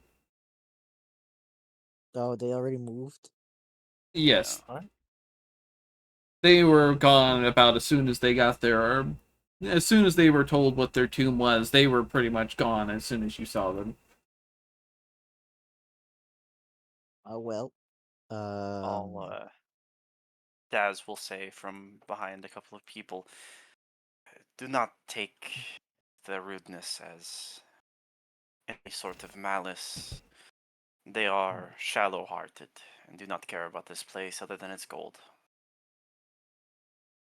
Hey, don't gonna seem like that. At the very least, some of us can take pride in our work. Not all of us are here for the codes. I would hope Well, I not. am here Not. for the gold. Well, I mean, I certainly And wouldn't say no to the gold, but I mean, anytime you're digging into these kinds of crypts, you gotta be worried about the undead. And I'm more than happy to help take care of them. Now I relax. The undead are not gonna do us a thing. Trust me. I'm just here because it sounds fun. yeah. Well, I mean, there, there's some part of fun in the idea of, going into ancient crypts and all. Right? I mean, I wouldn't deny that. you are here for gold. I believe you have stepped into a much dangerous place than you believe to have stepped. Well, who cares if And we came here for the gold or not? Let's just celebrate that we're all here. I mean, I can I drink to that. yeah. if you believe that is worth celebrating, then I guess we should go ahead and do that. Yep, let's have some Hey, kid. drinks and then head to bed. And then be up bright and early for tomorrow so we can delve into these tombs.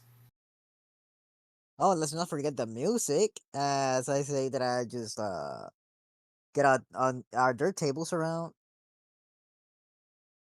Uh, they have a few seatings around for it, mostly just benches for common use than in anything else. They don't have any particular tables set up in the area because the area where they set up the lottery for is mostly just so people can keep moving in and out. But a little off the distance past the pooling, there's a little area for pretty much it's a marketplace area in this little area that has benches set up for those who are wandering through that need the rest and everything.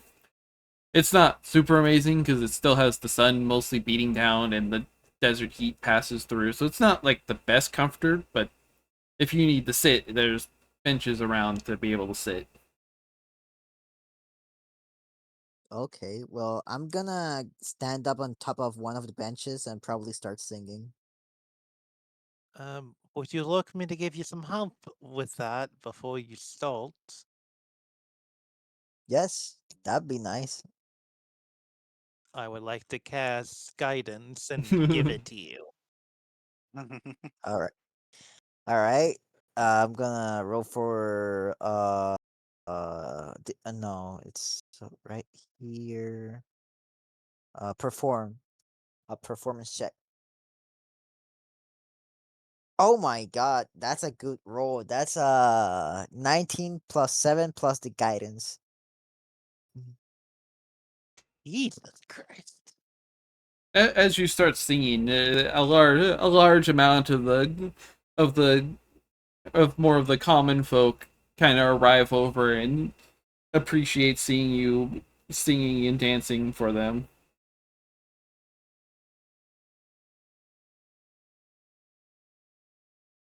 All right. Uh, hmm, I didn't plan ahead of this. Well, I just keep singing and dancing while I drink a couple of beers if there's any as well. Mm. Out and about, there's all you have is for all that's around is pretty much water for the most part, just because the desert sun will quickly dehydrate those who openly drink as they wander the city. Oh, well, I will take a couple of sips every now and then as I sing, and it's more like one of those scenes from a Disney movie. As I start dancing around with other people as well. And yeah, that's all I do for now, and I'll be right back. But yeah, that's all Lovely. I do for now.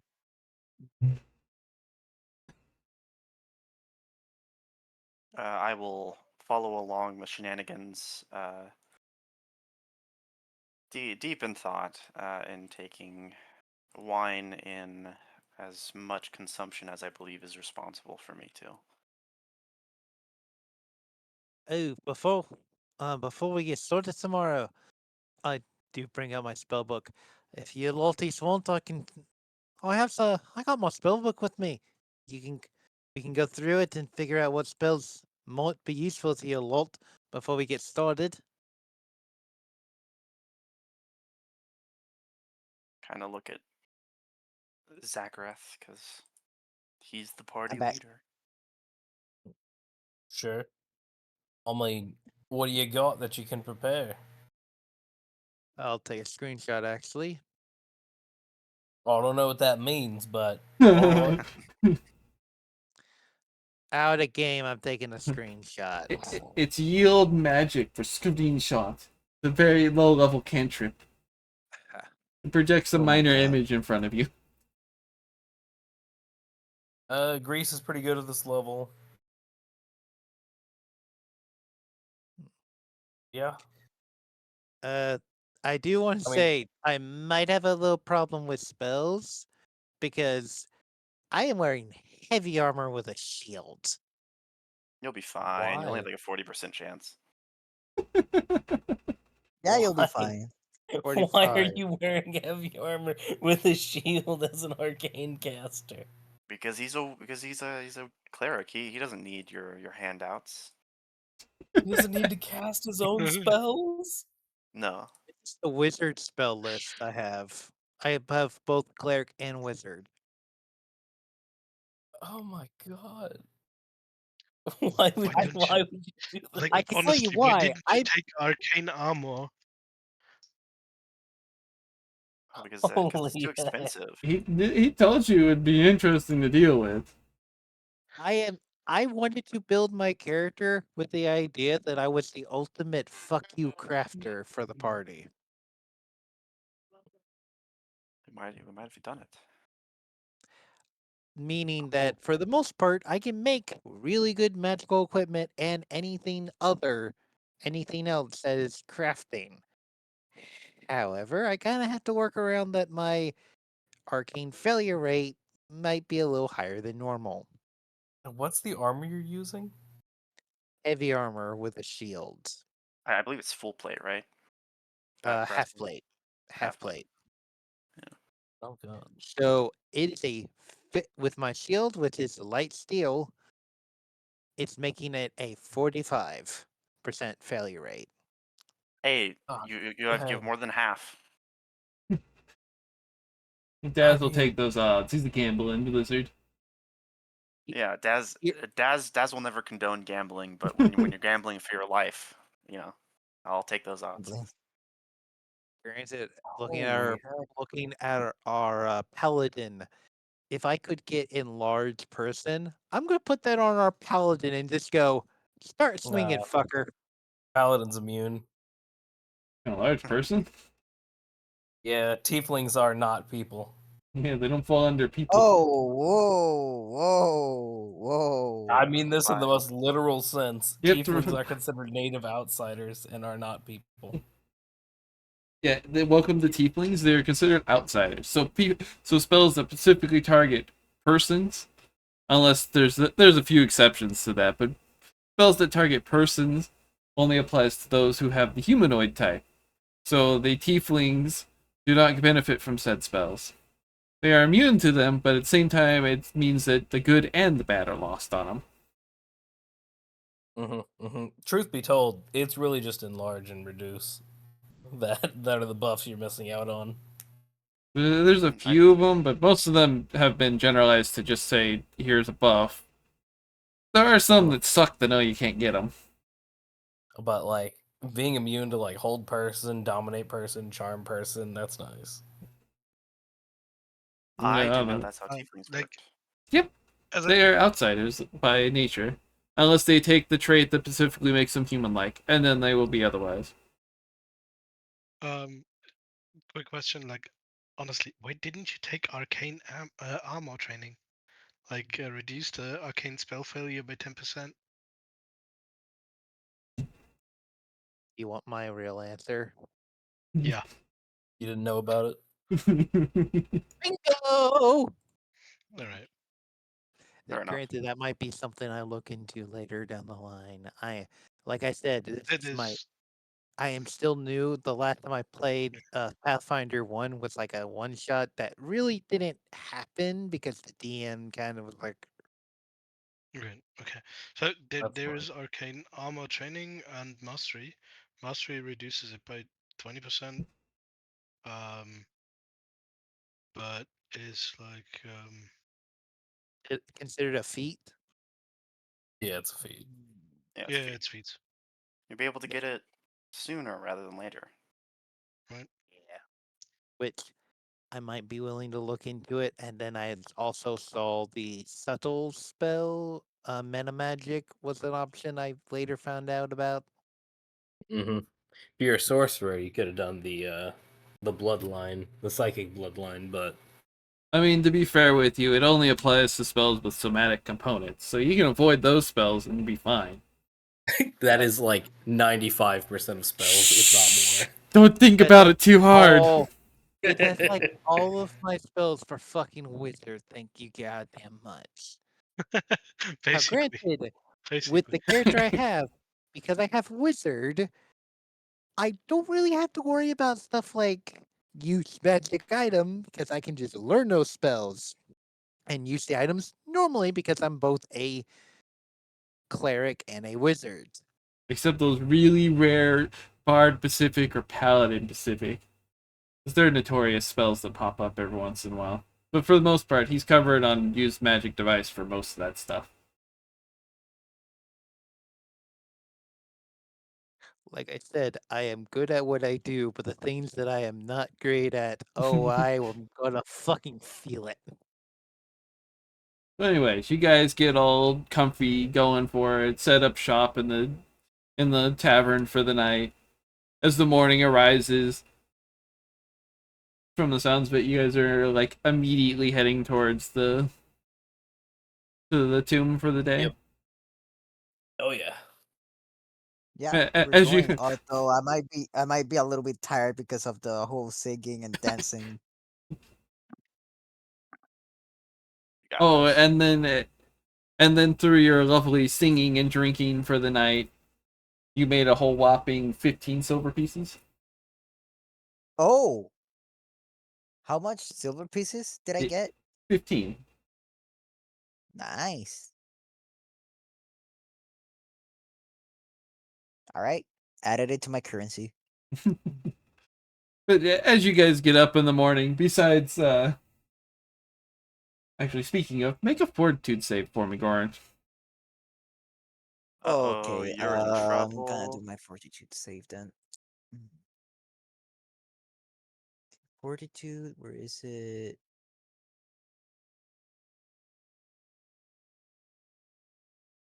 All right, where is supposed to be the fortitude save in this character sheet? Right under stats.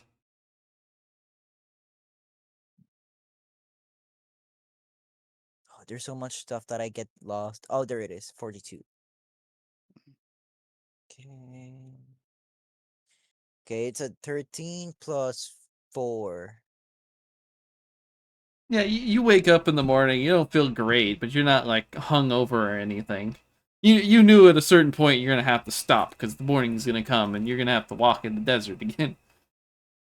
You didn't go too far with your drinking, but you did celebrate enough that you don't feel amazing waking up in the morning.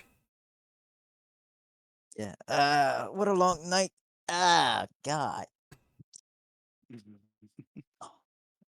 What time is it? We open up the window and it just my eyes. Oh my God, how long did I oversleep? You get Oh, it's just now time for us to get going. Nothing to worry about. Oh, thank the gods. you get I'm you gonna get that get feeling my of being clothes. like in a bar where where you're sitting in like total darkness for like 3 hours, then walk out and the sunlight just supercharges because you've been in the dark for so long that the light now is coming back. But beyond that, you wake up feeling at least enough okay that you wouldn't be feeling fatigued or anything. And as you Yeah, guys head just towards as you head towards the necropolis, there's already there but the doors to the main through the main here are already open with two guards standing already attentiveless. Early mornings for them is like nothing, so you arrive fairly easy. It's not the most like awful walkthrough. You can tell the roads as you go through really well are really well to the point where they're worn down, jagged, really poor conditions because they don't do any maintenance or fixing of anything really in here.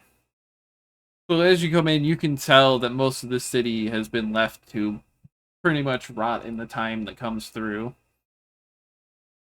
You can see hints of like would-be thieves that have gone into some of the buildings. Not all the doors have been.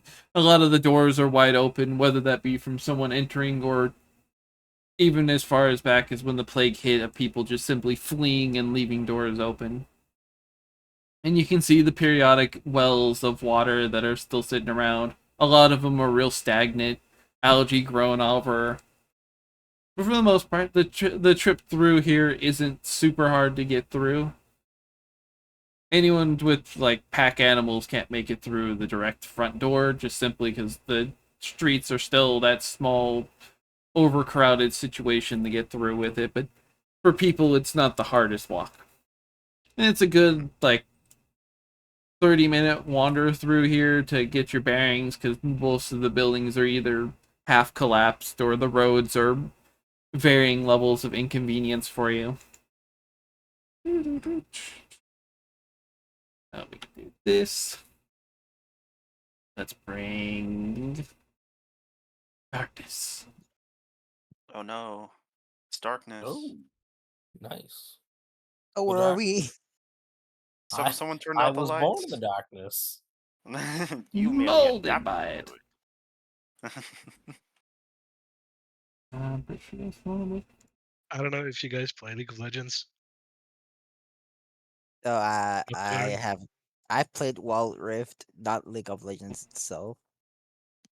Let's put it this way: I haven't touched that thing in years, and I don't plan to.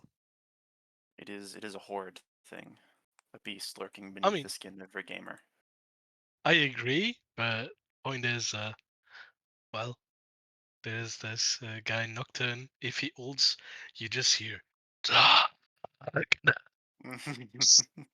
Yeah, It's like yeah, the and immediate, like the immediate thing that came to my head. granted, yeah, you might see darkness. The only question is he actually good at what he's doing? Because half the time they use it, go to you, and then they're the ones seeing the internal darkness, not you. Oh, League of Legend reference I don't Hmm, ever get. kind Where do of we start in this map? Uh, top right, as you top guys right. as you guys essentially approach this, there is a rectangular stone mausoleum sits alone that appears to have once been an actual cemetery. So most of those buildings around it were gravestones and other smaller tombs that are in the area that are marked off. This one is particularly a large stone one that they pointed out towards you. The trunk of a few dead trees poke out of the sands around the tomb itself, and a hot breeze of the desert whistles through their desiccated branches. A set of massive stone double doors are affixed to the northern side of the structure, beneath a facade of bearing the likeness of an Arisian man. Those who those who passed the history check earlier recognize that it's a level of visage of the man depicted for who actually is buried in the tomb itself. And the windblown sands are heaped around the crypt, particularly bearing the doors that lead within. So when you guys approach, ironically, you guys approach and you are on the southern half of the door, ironically. This. Oh, so we're here. Because the initial approach that you guys made, because as you approach it through the road, it comes to this would be the front that's facing the road. Don't ask why, I don't know. And then as you traverse yourself around, you'll run into this lovely set of double doors that's got a pile of sand that's a good, like, 10, 15 minutes of just being able to dig it up and get it so that if you would, so you'd be able to actually open the doors themselves instead of trying to power through a pile of sand instead. Hmm. But beyond that, it is mostly unremarkable, just straight, literally gray stone mausoleum that's been, compared to most of the buildings, is still fairly just solid, intact building. As with most stone structures, it doesn't have a whole lot of weather degradation of it. It's just one of the few things in the area. All right, let's uh let's test the door, I guess. It's Are you? open. Oh, I yeah. check the door if there's an opening mechanism of some kind. Those who want to check the door, make a perception check for me. All right. Yes. 16 It is God's will if that door will plus open. Um, It is 16 plus um, 3, that'd be 19. 19 for me as well. God, that's another net 20 from me. I thought you were gonna say 26. natural one. I was gonna die laughing. Nope, nope, Nat nope, one would nope. 26 be for me. That's great. a 24. That's a 24 perception. Do you add your stoneworking to this as well, or your dwarven stone thing? Yeah, he would be able to add No, that extra +2 that it provides. I did not add that, so that would make it 26. So same as me. Nice. But 26. As you guys look over the door, you can definitely tell these doors were never intended to be reopened. You can see the leftover remains of what appears to be mortar that's been edged in to fully seal the doors. But looking it over, you can definitely tell that the seal on it has been broken at some point. Even when you guys get that closer look into it, you can see the marks of what appears to be crowbars in attempts to open it up, and it's been at some point opened and closed. Whether the closing was done by them or if a guard happened to pass by and spot something, you don't know. But it has definitely been opened at some point, and someone has gone in for one reason or another. Most likely, as many of you guys guessed, to take valuables. I get you. But beyond that, the doors are fairly sturdy looking and still semi closed up fairly well.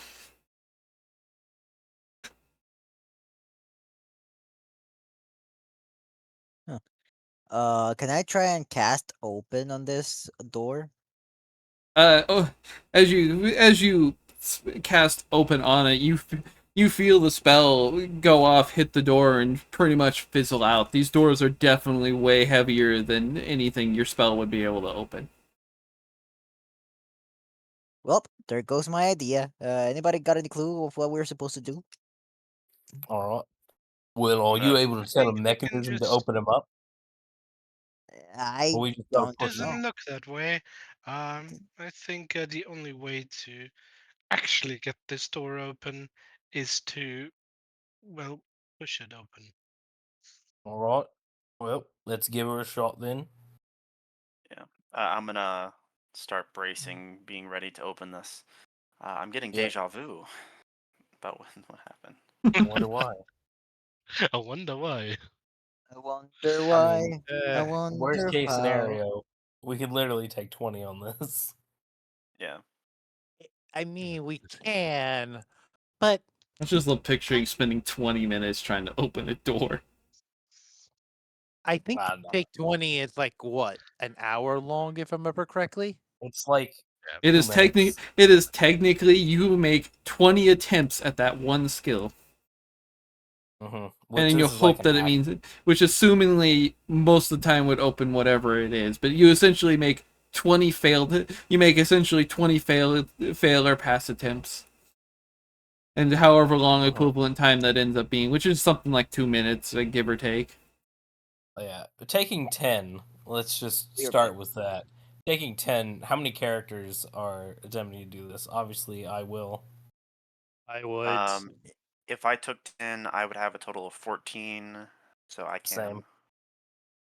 Yeah, all right. So 14 here, 14 there. Who Um, else is attempting? I would attempt, but what do I add the 10 to? You had your strength mod. That would be a 10, so that's a 12 from me. Cool. All right. Yeah, so presumably we're all aiding whoever has the highest. Does Zoran have a higher than 14 on his take 10 for strength check? Goran. I thought you said Zoran. I was so confused. I might have. I was gonna say, what are you doing with Power Rangers? Go Power Rangers. Oh, Gordon's muted right now. I was gonna say maybe not, but they are barbarian bards, so they might. They might not have like a huge strength. It's probably also an 18. So that's three of us. So that's three of us aiding one. So what is that? Plus 6. That's plus 6 on top of a 14. So 20 for taking 10 then for a single person. Assuming we're all using the aid another. I don't think that's a stretch to say that pushing open a door would be something that multiple people can aid at. The door actually happens to be like big enough to be able to have multiple people grip onto it. I mean, it's a like full 10-foot by 10-foot door setup. Is all. It's a double door, so they're really large doors onto them. And with the All right. combined effort of everyone going and doing it, it's a slow pull to get the door actually going out onto them. Just be happy I don't use the DC for it because, yeah, good luck. But with the Yeah. combined effort of all of you guys together, the door actually finally pulls itself open. You can feel the popping of and breaking of the mortar that was sealing it finally corrode itself all off of it.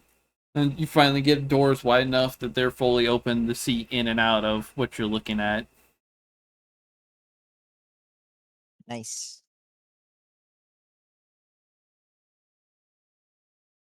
Let's go. Oh god, is that another door?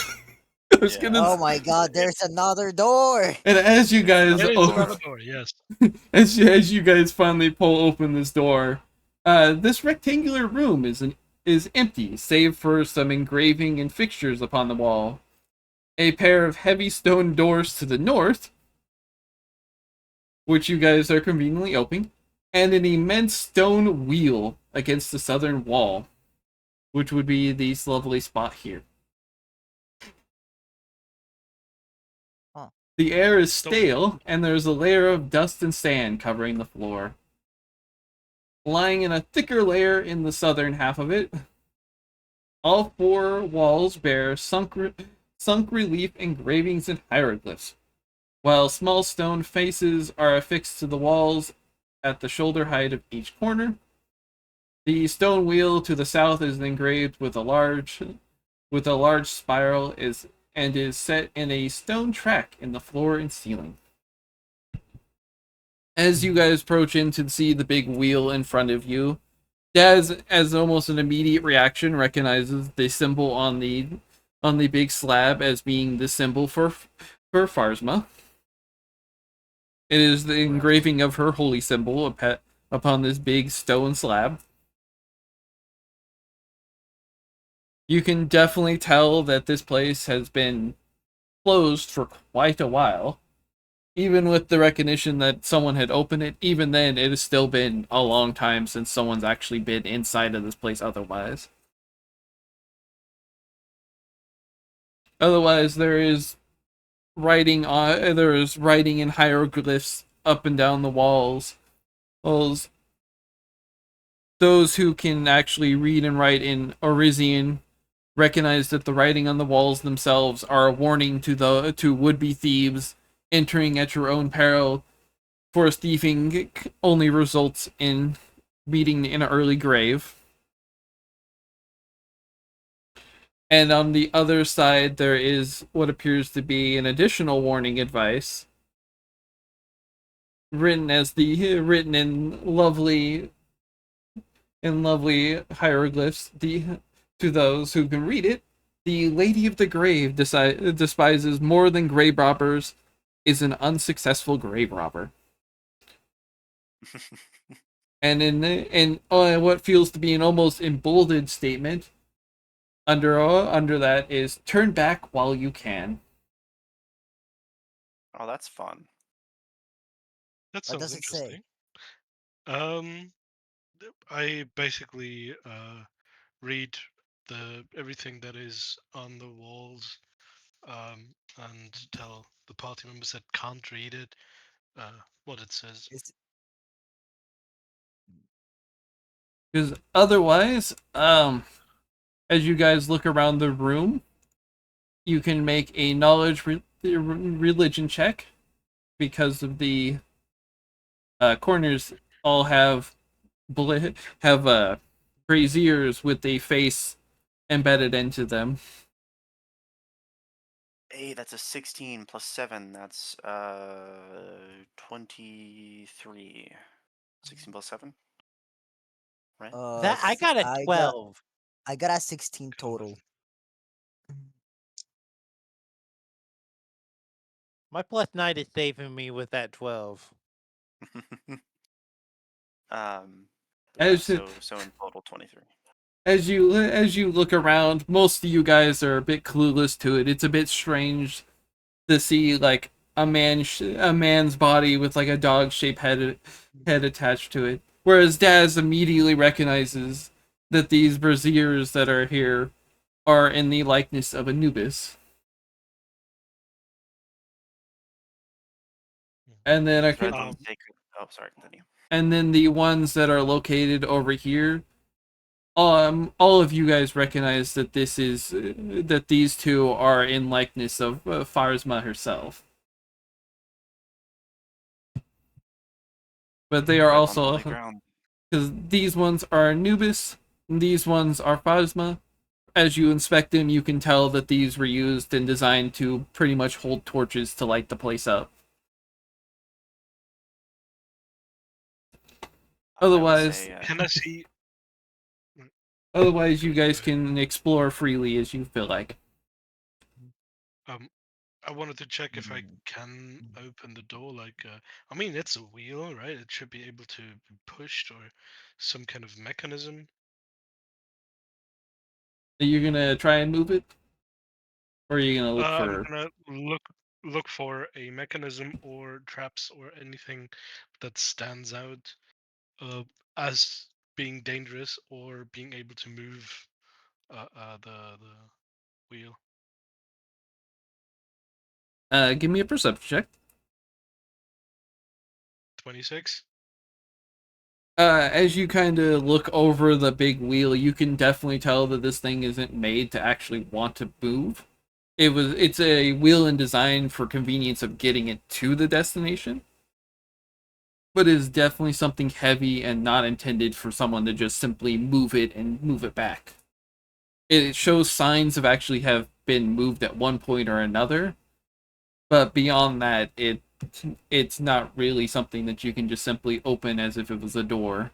It's once again another thing to deter would-be thieves from getting in and out of it. Okay, but there is no trap that I can sense or see. As far as you can tell, the trap itself is this really heavy rock and So has okay, done its job to ward off people from getting in and out of it, essentially. okay. Can I try and break it with my Um, fists? No, no.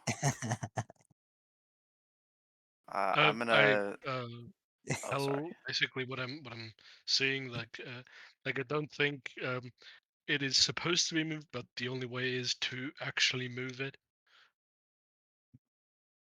I think I can try and move it. Yeah, I'm gonna put a python and try to wedge it underneath, like someone somewhere in the past did. But I can't exactly remember their name. But I'm gonna wedge. I'm gonna wedge a python and try to use that as leverage. As you try to get the python under it, you can definitely tell that this thing does not have any give when you try and push it under it. Okay. Well then, I'm gonna tie a little bit of rope to the python. I'm going to stand at the side in which it's moving, so like the door is moving towards me, and I am going to hook the python into sort of the near like the bottom corner of the thing and try to pull while the other guy pushes. Does that make sense? Yeah, All right. you Should I watch roll for it. something or like push it? As you if you watch Daz as he kind of digs the python into the rock and looks over at you as if he wants assistance with someone to help push the thing. I'll help out. Yep, Right. I hope. 'Cause I believe it's two people on the door, right? And then since I'm on the other side of the door, there'd be three people. Yeah, because you'd be Oh, able so to get, sorry, sorry, you essentially would sorry. be able Something to tells get, me. you'd be able to get one person here, and then you would be able to get another person here, and then another person in the corner for you to be able to get it leveraged and pushed to go and I can roll it see that. essentially. It can roll either way essentially because it's got the space to go both ways. But you'd either have to sit on one side of it and push that way, or sit on the other side and push the other way. Yeah. So I assume like I'm like over here, and the python's hooked there, and I have the little thing. Yeah, I'm getting out of the way. Like, If you're there gonna won't be any use. if you're gonna try and like stick the python into it, give me a strength check. I love strength checks.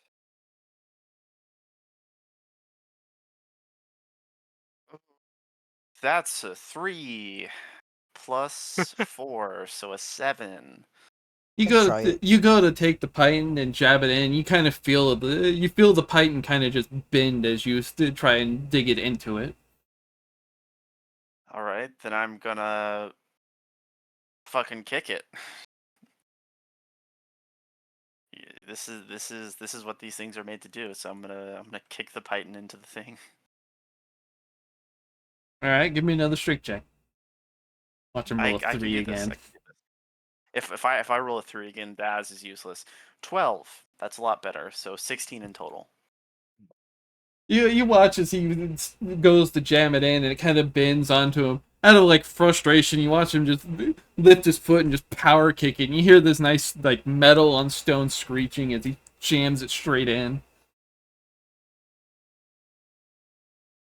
And then I'm gonna get in my position and begin to pull. He ties a rope onto it and kind of pulls it into it because you jammed it into what, over here, and then he's got a rope Yeah. tied to it so he can give an extra pull onto it, and then we can get 3 other people if need be to go onto this side and help push as you pull. I have a question for you, Uh, DM. Sure.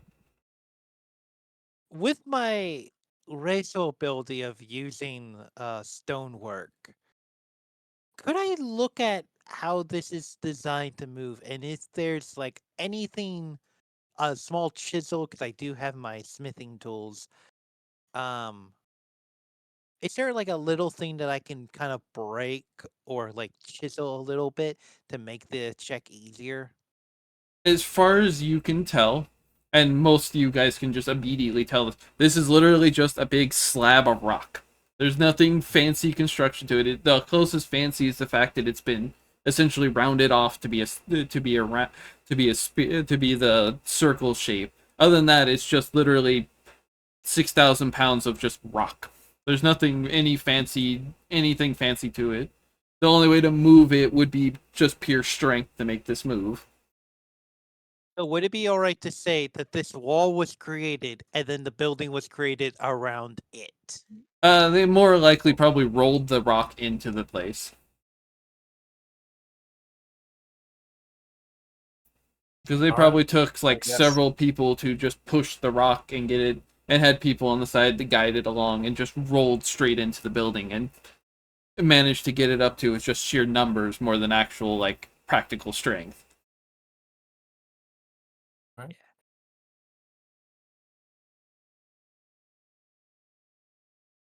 But beyond that, okay. people can just grab onto the rope and pull it or push on one side, whichever desire you feel like going for. But with the combined effort of all the people who want to push into this, you can feel it slowly but surely move to the other side of the room and revealing itself.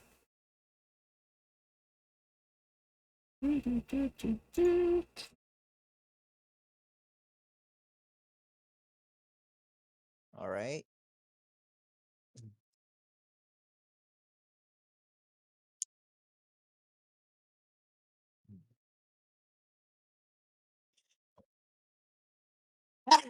Sorry.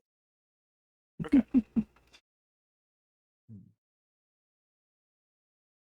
And as you guys manage to get it slid out of the way to be able to get in and out of it, behind it is literally just a nice. It's smaller than the rock itself, but it's just essentially a space for where doors would normally be instead of the rock they decided to place in front of it. The next room itself, once again, is just another square room, and this one in particular is starkly devoid of any markings of what or adornments. It is just flat walls, nothing fancy or anything. In the center of the chamber floors is what appears to be a square shaft, assumingly going straight down or to some level of turn, however. Most likely straight down to pretty much kill anyone by falling. A musky odor rises from the pit as you open it up. You can just get this musky, awful smell of something that's long past been sitting closed. That smells awful. Ugh. The dead do permit the stink. And Yeah, I'm gonna, pretty much. yeah, and I'm I gonna. Can I crack a sun rod with a dwarf casting torch? No, I'm joking. I'm gonna crack a thing and look around this room. Funny enough, I uh, do have the light cantrip. Oh, yeah, the light. I'm just fucking with you. I do have a burning torch that I'll light and just throw down to see how far it goes down. As uh, Athena and Zark enter, and Goran kind of occupies the doorway,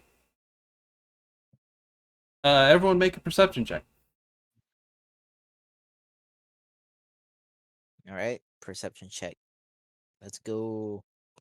It will 20. be Did it? Okay. 23. That will be a 16 for me. Perception. 7 plus 3, 8, 9, 10. I got a 10. That's a 13 from me.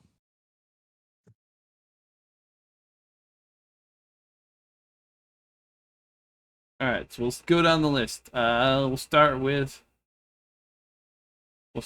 our Zark first. What'd you get? 23. And then Oh we'll my do god. Goran, 10. and then Athena. 20. You got an 8 or a 28, Now I got a 12. Got plus 8. and then Fazbor, I just got a 13. and then Daz. 16, baby.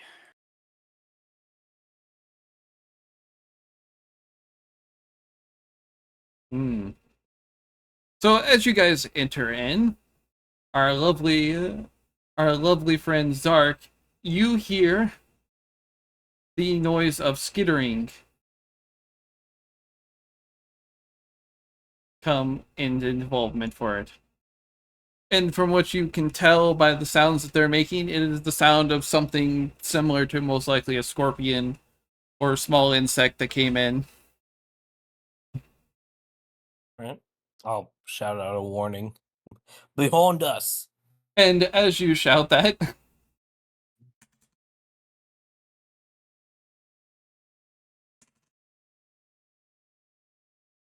Oh, great. We are. Dan. Am I outside or am I in here, friend? you're in here. Okay, cool. Because as you go into it, they very shiftily got terrible in that one. Good to know. Um, as you shout out, the warning is enough for them to hear the skitterings that come from the scorpions as they approach.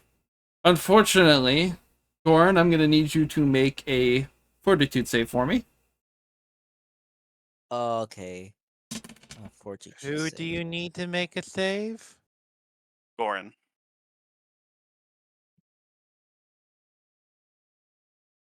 Um, 16 plus 4. Because as you shout out, you hear the skittering come through, warning of some impending doom. It is enough reaction for both Brasbor and Goran to avoid it. Goran unfortunately did happen to step in just barely the wrong step and got stung. and you can feel the burning sensation as its stinger sinks in, and you can tell poison has been loaded into you. What? Oh god.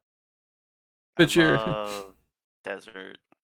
your natural resilience has warded it off for the most part.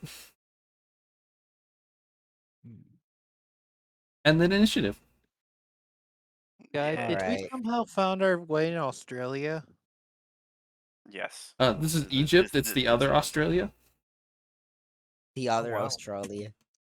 All right, I'm gonna roll Gonna initiative. Let's hope roll this is a initiative. good one. That's a bad roll. 18. Holy crap. 18. Hey, 19's not bad. Uh, initiative You want a me to 4. you guys I got a 4. do not want me to tell you what I got. A 1. I got a 6. Oh, I got I'm a sorry, 4. buddy. I have achieved a 21. All right, At least so I didn't get a nat 1, so I'll send my initiative. Zark got a 21, and then what did Athena get? Uh, I've got 18. And then Daz got a 19, Mm-hmm. and then Goran 4. Yeah, I rolled real bad for the initiative. and Brasbor got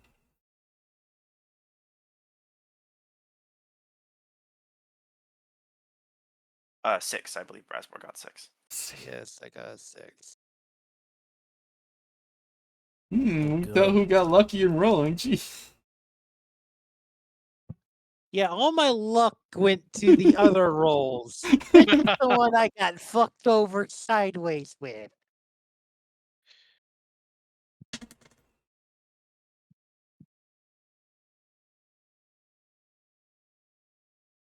I will say I will need to be going soon, but I believe I will be able to do combat. Oh, it won't take long to finish combat up. Yeah, I don't think No, so. these each have 200 HP. We're gonna die. This is for TPK. God, that'd be terrifying insects to run into. TPK, as it's been said. So then that It would makes be it fun if it were a Zark first. All right, I can reach none of the enemies. Is this, by the way, is this a random event or did we just miss this the first time? No, it's Oh, an you just event. added this. It's an event triggered by the door opening. Uh-oh. So when the big wheel opens up to it, it has them skitter in, trying to avoid the sun outside into this new shady, cooled off area. Didn't happen last time. Last time it was mostly because of the time constraint. It was gonna happen once the next time we would have gone in. I get you. I get you. All right, I do not have ranged attacks. El Bozo. All right, where is? Let's see here. You know, I could just go right through. Holy shit, they're 3 feet The long? Damn, they're huge! the scorpions have not taken their initiative yet, so they should be flat-footed, correct? I Yeah. believe. All right. They had their 5. surprise round on it. Not like they're gonna reach you anyways, they're scorpions. Well, I'm gonna try to shove past. Actually, is this a viable position to stand in? Yeah. All right, I'll go ahead and do that. It will provoke from actually from 3 of them, I think. No, from one. You Because you just. moving here to here, and then to here provokes these two, and this one. Because they all would provoke from this square. Yep, These 3 all get attacks on you. absolutely. Nope. Ooh.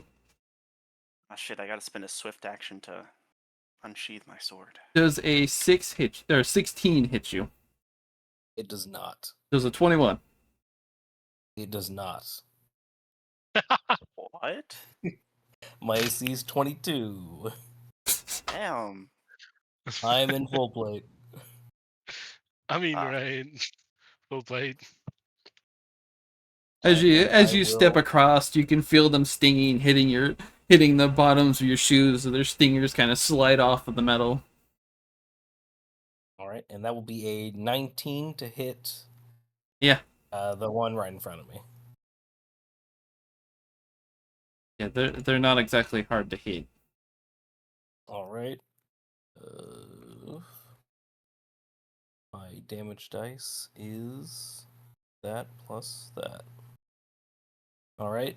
It will take 5. Wait, that's not right. I have 5 on the dice. I see. All right. It will take 14 points of damage. Oh. As you step daintily past, you easily smash the poor bug. You can just feel it just slice through and just laying in, now split in two in front of you. After that, then it would be Daz's turn. Oh, yay. Alright. So. I assume I can't 5-step out here, right? No, Okay. the wall interferes for you. You'd have to at least minimum make the space and then step around. I will say, these creatures, these two right here, did strike at me. So unless they have combat reflexes, you could walk up here without provoking. Oh, yeah, As they long as did you, 5 feet, as long 5 as you go feet. through this. Yeah. Because if you go this way, Or then you probably- only provoke from this one here. Because this or would you be could the go only this one way. that still has it open. The rest of them you can now Could I, pass through. Yeah, you can could I go move and through here? pass all the way through and be fine. Because you can move Alright, here, swift here, and action. then all the way up.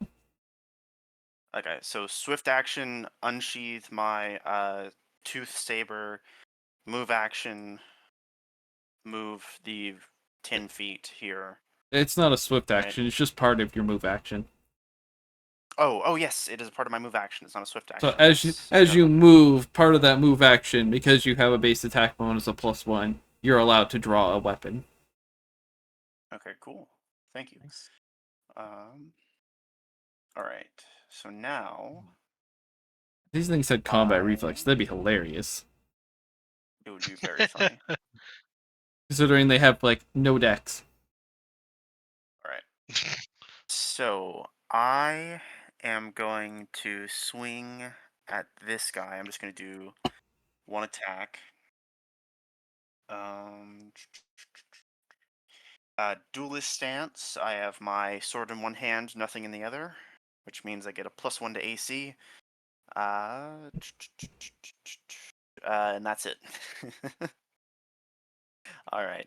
And then I'm going to attack. So this is going to be my Sawtooth Saber. I have a +8 to attack this. Let's see this. I rolled an 11 plus 8. That's a 19. Does that hit? Yeah. Okay, great. So I have a I mean, it 1d8. should be flanking, so No. Oh, am I +2. flanking? No. Okay. Flanking only applies to this Opposite over side? here. You have to be Alright, directly opposite side. across, not Okay. otherwise crossed. We're not using And those I add rules. my and I add my strength to my damage, correct? Yes. All right, cool. Just want to make sure. All right, 6 plus 4, so that's gonna be a total of 10. Straight on this guy.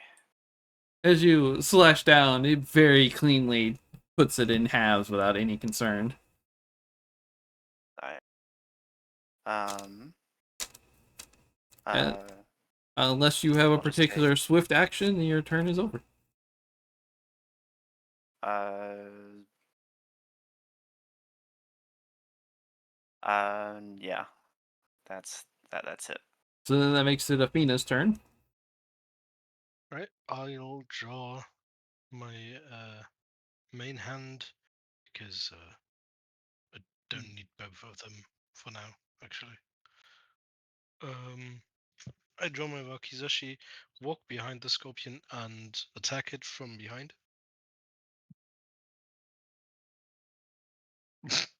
All right. Mm. No, this is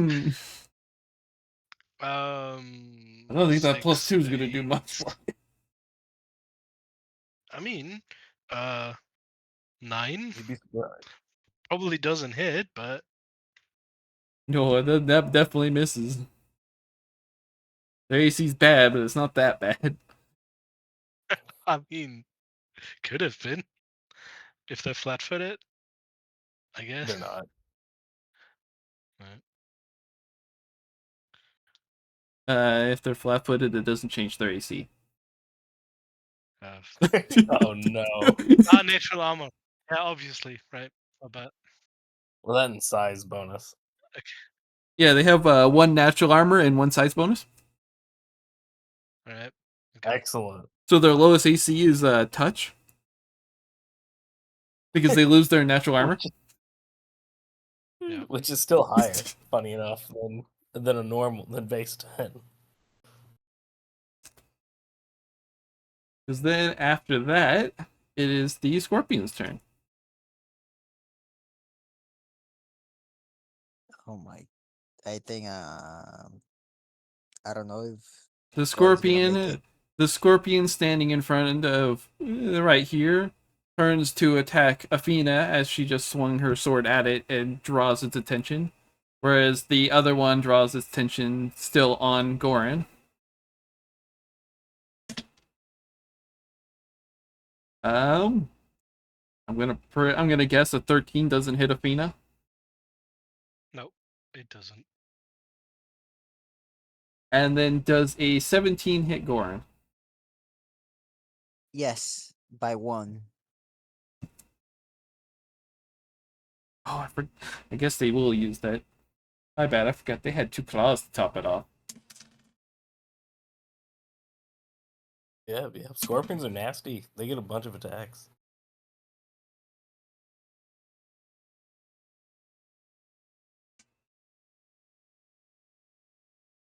Does Luckily, I have a a good healer. does a 21 hit Athena? Yes, Jesus. it does. 21. The fuck? I rolled a 19.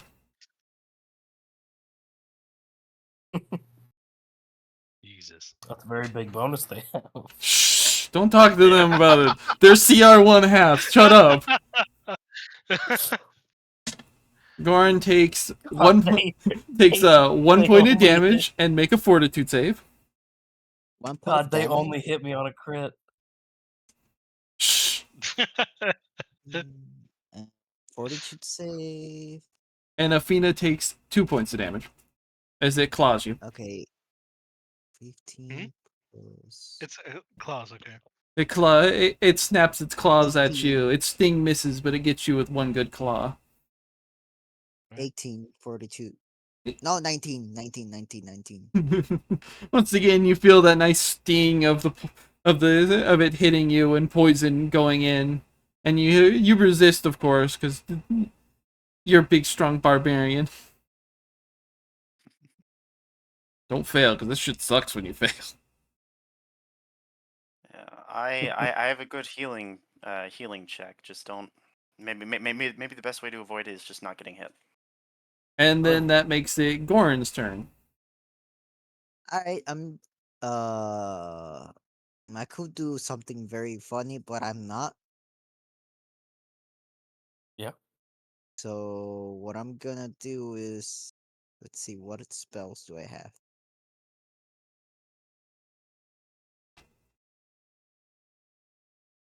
None of this will work, so I'm just gonna use my battle axe on the guy on the one in front of me. All right. Unfortunately, they're vermin, so you're not gonna Right. be able to do much. 7 plus 5. 7, 8, 9, 10, 11, 12. Does a 12 hit? Yes, 12 plus 2, because you the have one in front of flanking. you is. Yeah, flanking. And 4, Well, I'm not worried if you keep track of flanking. I will just 7. minus it from the AC to keep track of it more than anything else. All right. Got a 7 plus flanking. You rolled a 2? 3 3. on damage. You got a 7 in damage? Yeah. You feel a nice crunch into it, but it seems to hold on comparatively. It's surprisingly hardy compared to what you'd expect from something of it, but what do you expect from a 3-foot long, It 45-pound resisted the bug? battle axe. That's a surprise. I'm gonna try and move.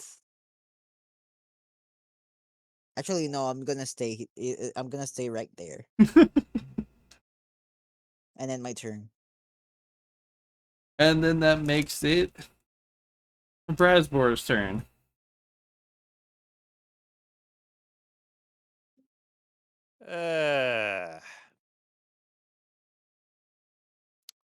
I'm gonna move up, and I am going to I am going to take my trusty Get that Zeus bloody. person out of here. I am going to take my trusty warhammer, and I am going to smack it down on this bug. Roll your attack. Bug squash. Actually, I think it's an arachnid. Bug squash.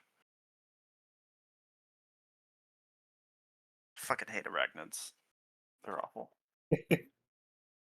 Dirty 20. This thing would be terrible. That's a hit. Dirty 20. And it is bludgeoning damage. Would that matter? Not in this case. They're CR1 half. They don't own much.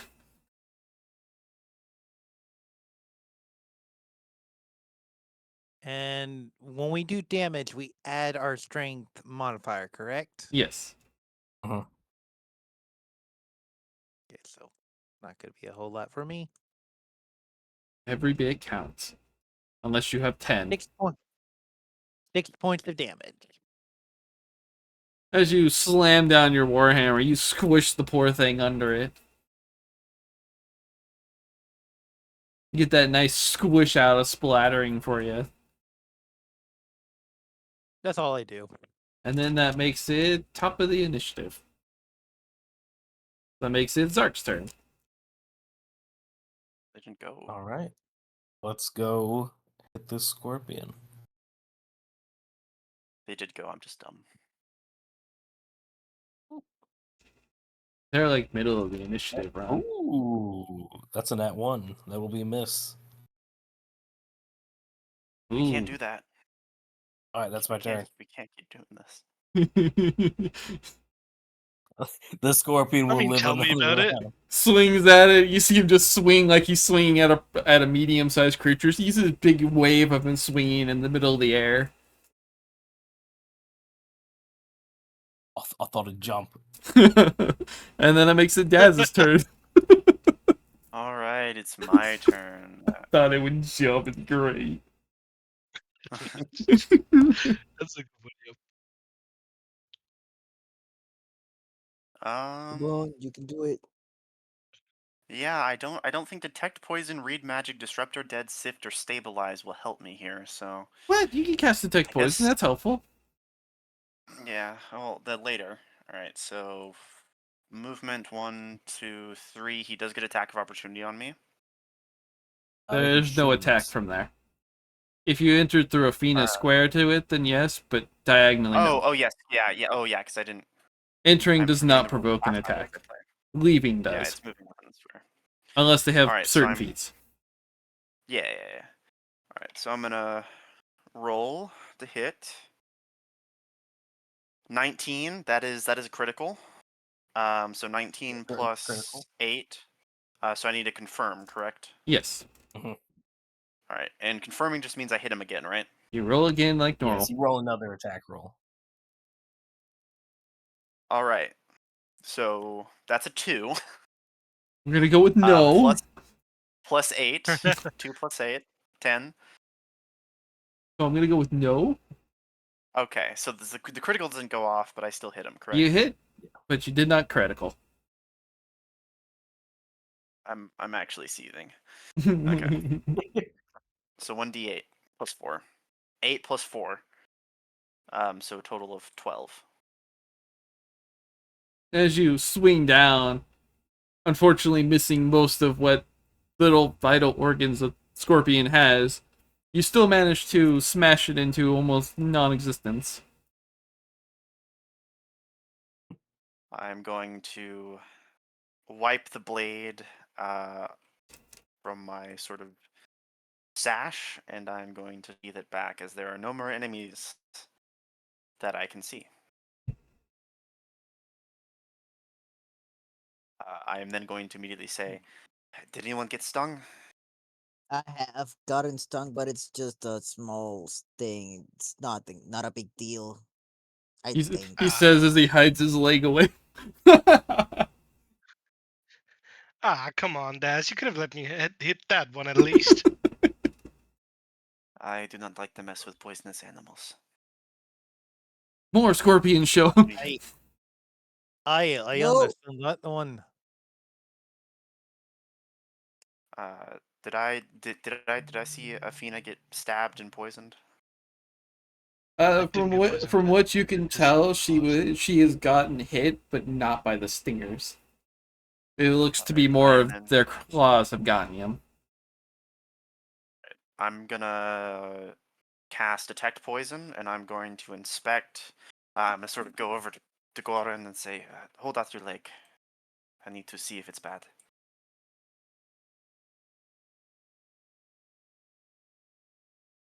As you look over Goran, you can tell that he's definitely been stung at some point, but he's not suffering from any ill effects or anything.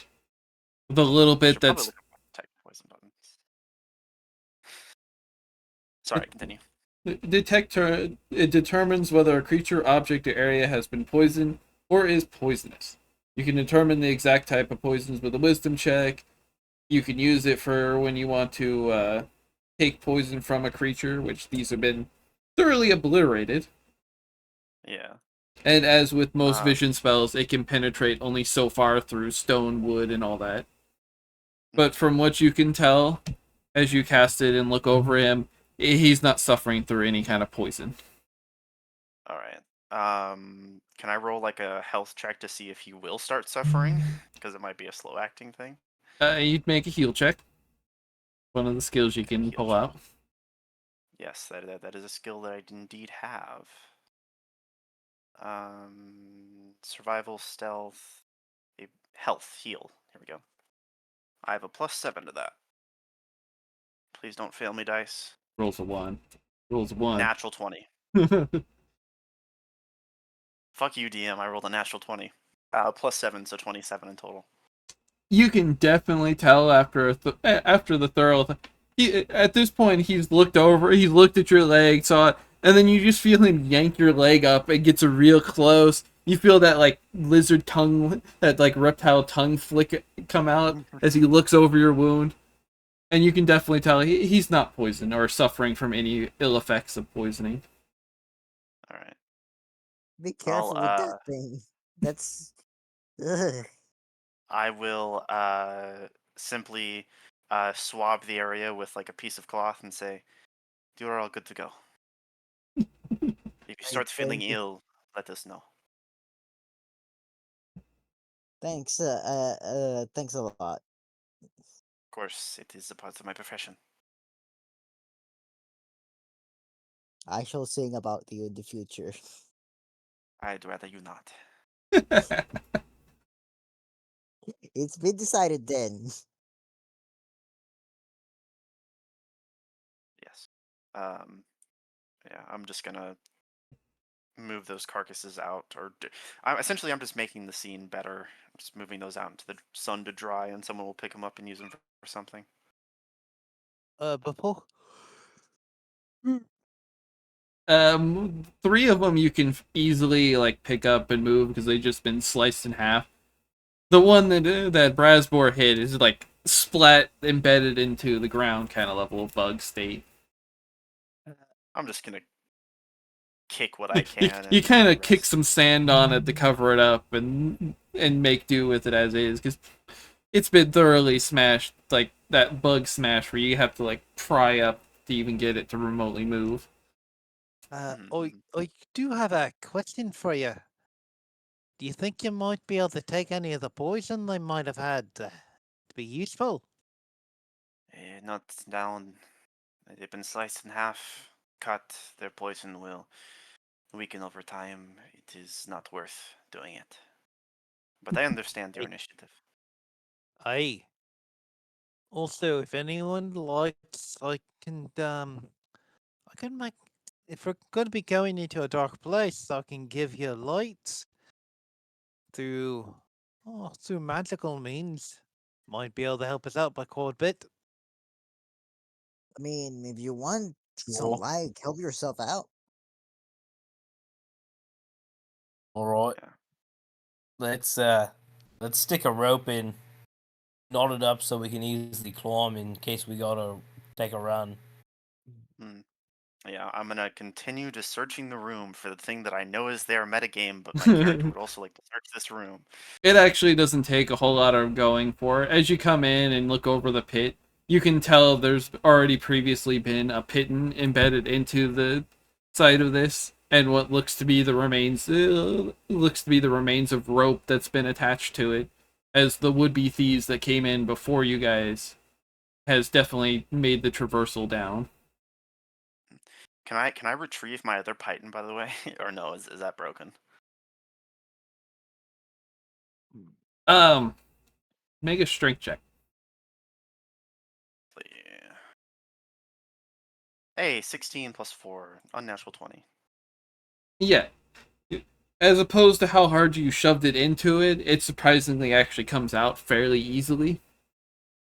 Nice.